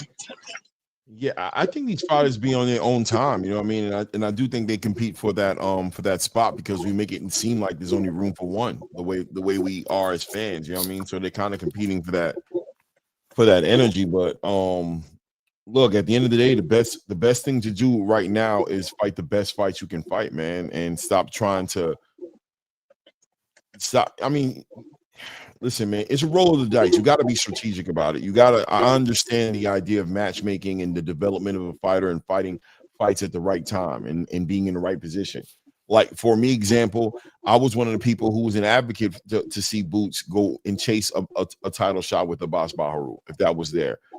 I was okay with that, right? Because I felt like him having a title and put him in a position to be in a unification and let Vergil, complete his journey and end up fighting Sebastian Fundora or whoever wins between Sebastian Fundora and Keith Thurman. God willing, he gets a title. Now it's a big unification fight. I just think it makes the fight bigger. But the fan base is impatient. A lot of interviews have been done that has people feeling like Boots kind of like ducked out on Vergil Ortiz 2 times. One time with Turkey Al-Sheikh, and maybe even both times with Turkey Al-Sheikh. Who knows what the second time was when he actually came to 154 and fought Usman Lima. There's a lot of people who believe he could have fought Vergil. So it kind of has built a demand for the fight that that's kind of undeniable now. So where it's like he kind of has to make that fight. But for me, if I feel like a fighter's going to fight all the fights, I'm okay with him moving however he wants. It's when I think he's going to get out of fighting a fighter, period. It's when I become a little bit more antsy. You know what I'm saying? When I start pushing back, like, hold up, bro, you act like you're trying to move around and you moving, you ain't going to fight this dude. That's when it gets crazy. But I think Boots fights everybody, bro. I think ultimately, unless you lose, you don't have a belt, or you know what I'm saying, you have nothing to bring to the table, you might not fight him. But as long as you're doing your job, these guys should all fight each other. And Claymore, I'm a belt guy too. I really ain't. I want Boots to do what he want to do. He owns his own man, he's on his career. But just as a fan, I'm a belt guy. Go get them belts. Vergil to me wasn't shit. And I don't mean that like as a human being, but I'm just saying that whole fight, that shit was over. Who the fuck is Vergil? Like Vergil ain't. Like go get them belts, Boots. Once you get them belts and you the king, now everybody should be trying to come get you because those belts signify I'm the best in the division because I got the belt. And then that way can't be no avoid and all that. You got mandatories, you got people that want to challenge, you got people that want to come get the belts. But just the media just whipping up this windstorm about Vergil and Boots. And just like and then they trying to do the whole black and Mexican thing. Like that's just not working because Vergil don't sell like that. Vergil don't sell like that. He does good, but he's not like that. Like you know what I'm saying? Like they just created this whole narrative with him and Vergil. But I hope the fight happen. If he win, like I hope that shit happen, man. So he can beat the dog shit out of him, get that shit over with, then go get them belts. Cause he gonna fuck Vergil up. That's for sure. He gonna fuck Vergil up. Now Vergil lose. Be bad for Vergil too. I keep telling people the same thing. I think Boots is gonna beat the brakes off of that dude. I just got a feeling it's gonna be it's not going to be what people think it's going to be. I don't think Vergil has enough. That's what I want to see in this fight with Erickson Lubin too, right? Like I want to see how the wrinkles of his game. I want to see him adjust and I want to see Lubin really force him to show us some different, things about him. I want him to hit different levels. I want to see him get on his boxing a little bit. I want to see him cut the ring off. I want to see him do a lot of things because Boots is bringing a lot of things into that ring when they fight each other. Claymore, Tiger is fighting Floss. Yeah, and I wanted to tap on that before we got off because we only got 10 minutes left. Okay. This is a weekend of real boxing. Real good. Not chatty patty shit, not toxic, your dad beefing with this dad or, he tried to kill my son or real. I'm talking about real. This is real boxing. No bullshit narratives. Just fights. Right. Tiger Johnson, Nicholas Floss, them not having a network deal is creating this vacuum of smoke. we did all these cross promoter fights that is like Guido versus what's the kid's name? That was a fucking fight. What's his name? Guido Gianello versus who's Eddie Hearn's guy? Yeah. Eddie Hearn's guy. Yeah, it was Eddie Hearn's guy. Yeah, that was a good fight right there. That was a good fight. I kind of seen that coming for the homie though, because he never been in the I'm trying to get his name right quick. Nello. Who do you I feel like Tiger plateaued, man. Like that, Barreri. Alexis Barreri. Yeah. So I'm like, that was a good fight. And then you got Nicholas Tiger Johnson coming in on the fucking B side. to Nicholas Blas. Yeah. That's a fucking dangerous fight. Yeah. Whoever wins that fight puts their name in the conversation of everything moving at 147. Like they legitimately do it. I'm gonna say whoever wins that fight fights Rohan Polanco next. Yeah, what you think? Something like that. Yeah, something like that makes sense. Who's winning? Who's winning, man? Who's winning? Between Floss and Tiger? Yeah. Tiger is slick, but I think it's going to come down to that body work and him being able to move around because Klaus is going to tear that body up. And I think Klaus is going to be the bigger fighter in this fight. I feel like he's going to be the bigger fighter in this fight. I like how Tiger looked 2 fights ago. His last fight, he was all right. Who did he fight? Was it Boca Chica? No, it wasn't. He didn't fight Boca Chica, did he? Who did he fight? It was Boca Chica. It was, right? It was Boca Chica. He looked decent in that fight.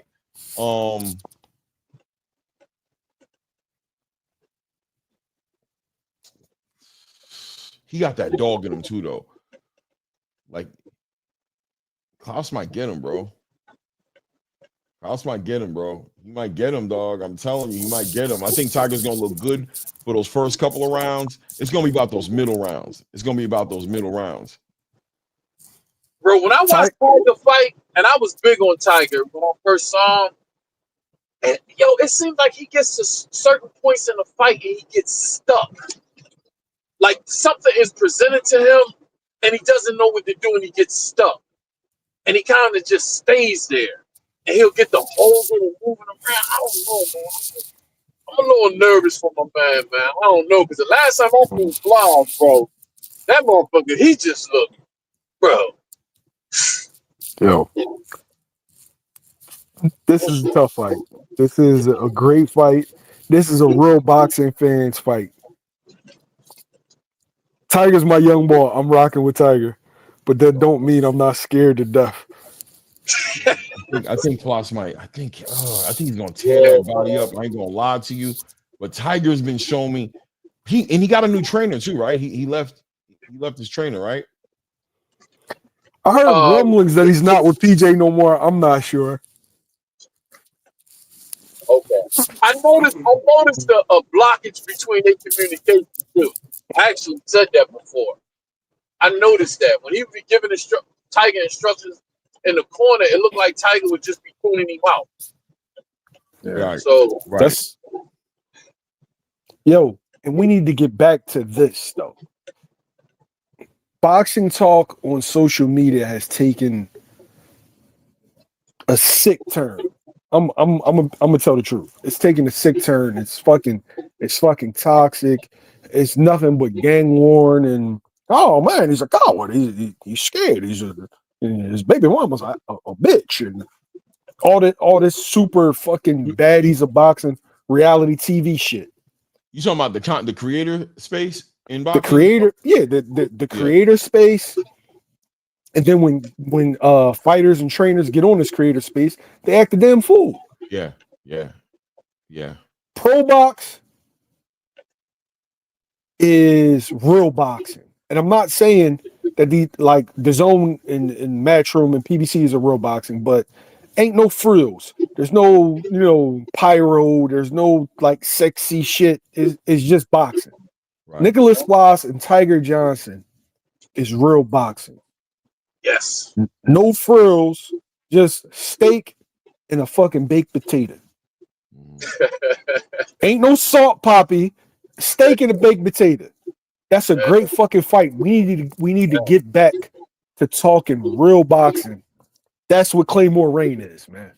Real boxing talk. Not just the super sexy fights. Not just Jake Paul and Tank. Right. Nicholas Floss, Tiger Johnson is real fucking boxing. You gotta watch that fight. Facts. Hell yeah. I'm gonna stop and pull over to watch that fight because I'm gonna be driving. I might not watch the other ones. I might have to watch the other ones later on, but I'm pulling over to watch that. When I saw that, I was like, whoa. My nigga said ECW. Yes. Pro box is ECW. ECW, yeah. Blood and guts. You know what I'm saying? People trying to make it. You know what I mean? People trying to make it. 2 even fights, 50-50 joints this weekend. Yeah. Nicholas Fox, Tiger Johnson, Erickson Lubin, and Vergil Ortiz. I can't fucking wait. This is a great weekend of boxing. Haven What's Brady. the deal? 100%. And the Lubin undercard is not bad at all, bro.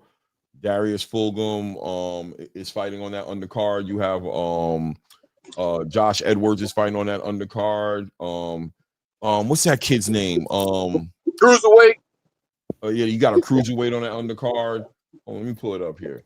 That's a decent, a very decent undercard, bro. Yeah. Not bad at all. And for the free, not no pay-per-view nonsense. Just turn. I mean, you're paying for your DAZN subscription, obviously, right? But Eric Priest, I like that kid. Oh, Eric Priest. Yeah. I think he's on that undercard. Yeah. Amari Jones is fighting on that undercard.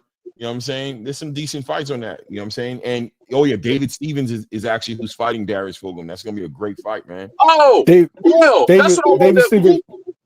Yeah, he's from Reading. Yeah. But is that the guy that was with I don't know if he's still with him. He was with Ronnie Shields? Yeah. Yeah, okay. I saw him live. I actually saw him live. Yeah. Okay. That's gonna be a good fight. Yeah, he moved from Reading to Houston. Yeah, okay. I thought that was him. I wasn't sure. Okay. What you was going to say about Haven Brady? Haven Brady's fighting another undefeated kid. When? Haven Brady Saturday. So I'm gonna literally have my phone on DAZN and flipping back from Pro Box while I'm at the Haven Brady fight. But Haven Brady is the Stephen Fulton of this generation. I need y'all to understand it. He's this generation's Stephen Fulton. Where's he fighting? He's fighting in Wilkes-Barre, PA, basically the Poconos. Okay. Is there any way to watch it, or I gotta go up there to see it?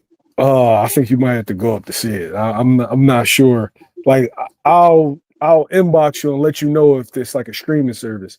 But Haven Brady's 16-0, and he's going up against a 14-0. I'll take my line up there. It's not too far from me. No, I'm driving. I'm going up there. You're going up there? Yeah, it's my young boy. How far it is for me? Hold on. I'm trying to see how far it is for me. I've been up there before. See, Bill, you know what it is too, with the advent of this technology, where any person like an hour and a half who has a phone, a computer, or microphone, or really just a phone, they can put their input in on a multitude of subjects. That's what makes that's why boxing is where it is right now. You know what I'm saying? Because it's just so many people who really don't watch boxing, but they get a chance to talk and they can just say something and they get on streams and talk. That's why it is the way. Or they can just start a channel and just start talking and have people come on there and cuss at them and call them names and like, bro. And I'm driving all the time, so I'm looking at different content and all of that stuff. Bro, there's so many people on here doing boxing that I ain't never seen before, bro. And I've been following boxing on here since the advent of it. You know what I mean? Like, it's just, as old as I am, it's a joy to have all of this technology. I can listen to any music I want to listen to, watch anything I want to watch, all my favorite stuff. Bro, I grew up during a time when something came on, you had to put a cassette tape in to tape it. You know what I mean? Right. You was going to miss it. Right. You know what I'm saying? Like, bro, I enjoy it, but it's just like, at this point, it's just so much mess.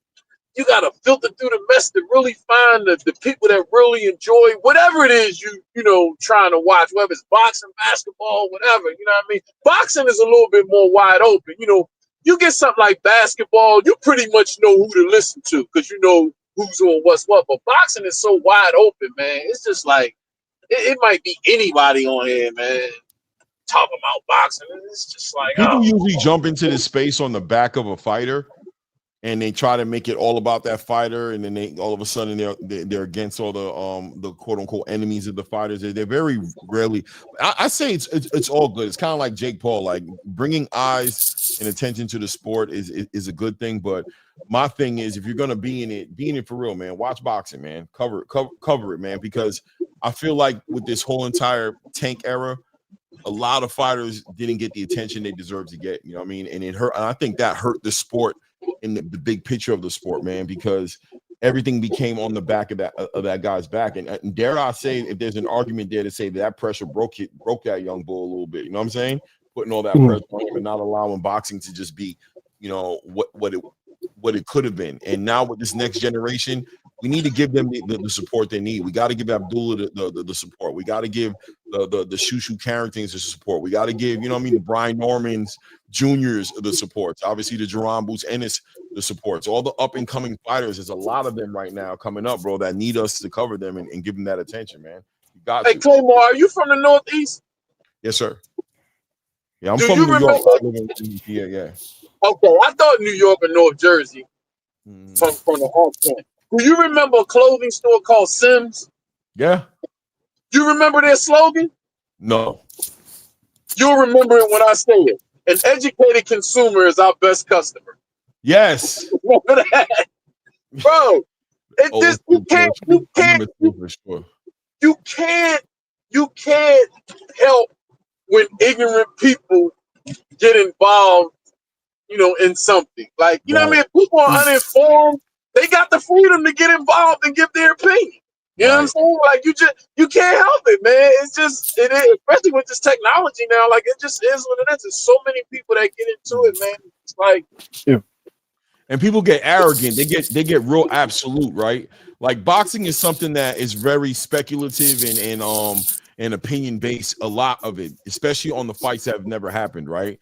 So you would think there'd be more of an open mind in conversations about fights, and you'd be focused on making better arguments as to why things are going to go one way and the other, rather than making everything an argument and trying to, like, I don't really get it that much, except for the fact that I feel like a lot of this drill rapper music culture is bleeding into boxing. You know what I'm saying? I feel like that generation that's doing that is a younger generation who's into that ops and, you know what I'm saying? They're making all that sound like So I mean, it is what it is, right? Like, it is what it is. Sometimes I get into some panels and I'll talk, and then inside like 10 minutes, I know it's time for me to slide out, right? Like, I just understand I'm going to pull up out of here, bro, because people are just getting out of hand. That's very true. And see, coming from, and I'm not saying this to be smart to anybody, but when you come from a certain background, like, and I'm just saying, all of us probably grew up in the hood, but sometimes you had them parents that make sure you have some type of structure and you get some time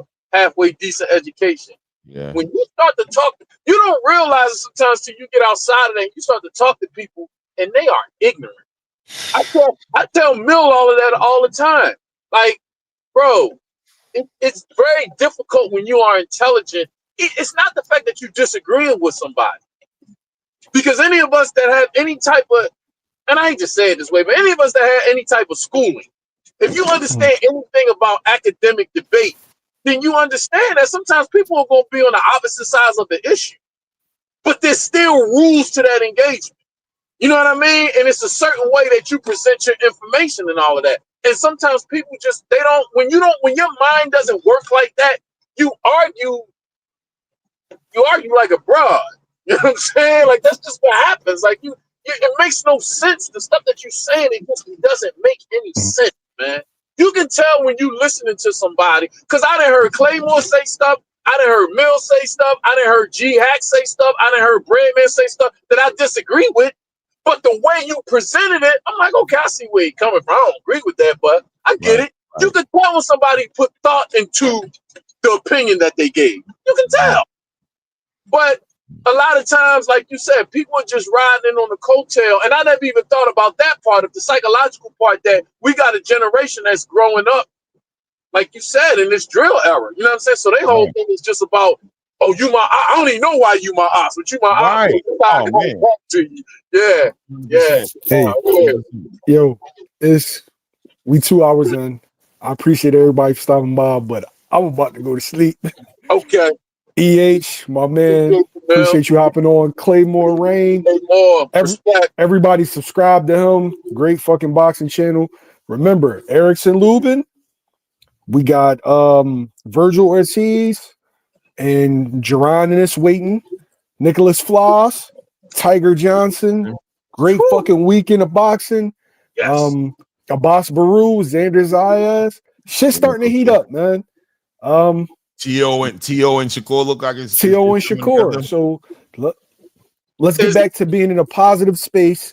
Let's get back to talking about real boxing, real sports. None of the baddies boxing, reality TV shit. Real boxing is back. Thanks for everybody helping. Clarissa still got herself a bag. Clarissa got herself a bag. You know what I mean? Shout out to Clarissa. Who's that? E? I said, is Zayas and Barras made? Is that made already? I'm hearing it. I'm hearing it's done. January 31st. Shouts out to LW Plug. But yeah, man. Good for boxing, man. But we out of here, man. Everybody have a great night. Make sure you subscribe on your way out. Peace. We out of here.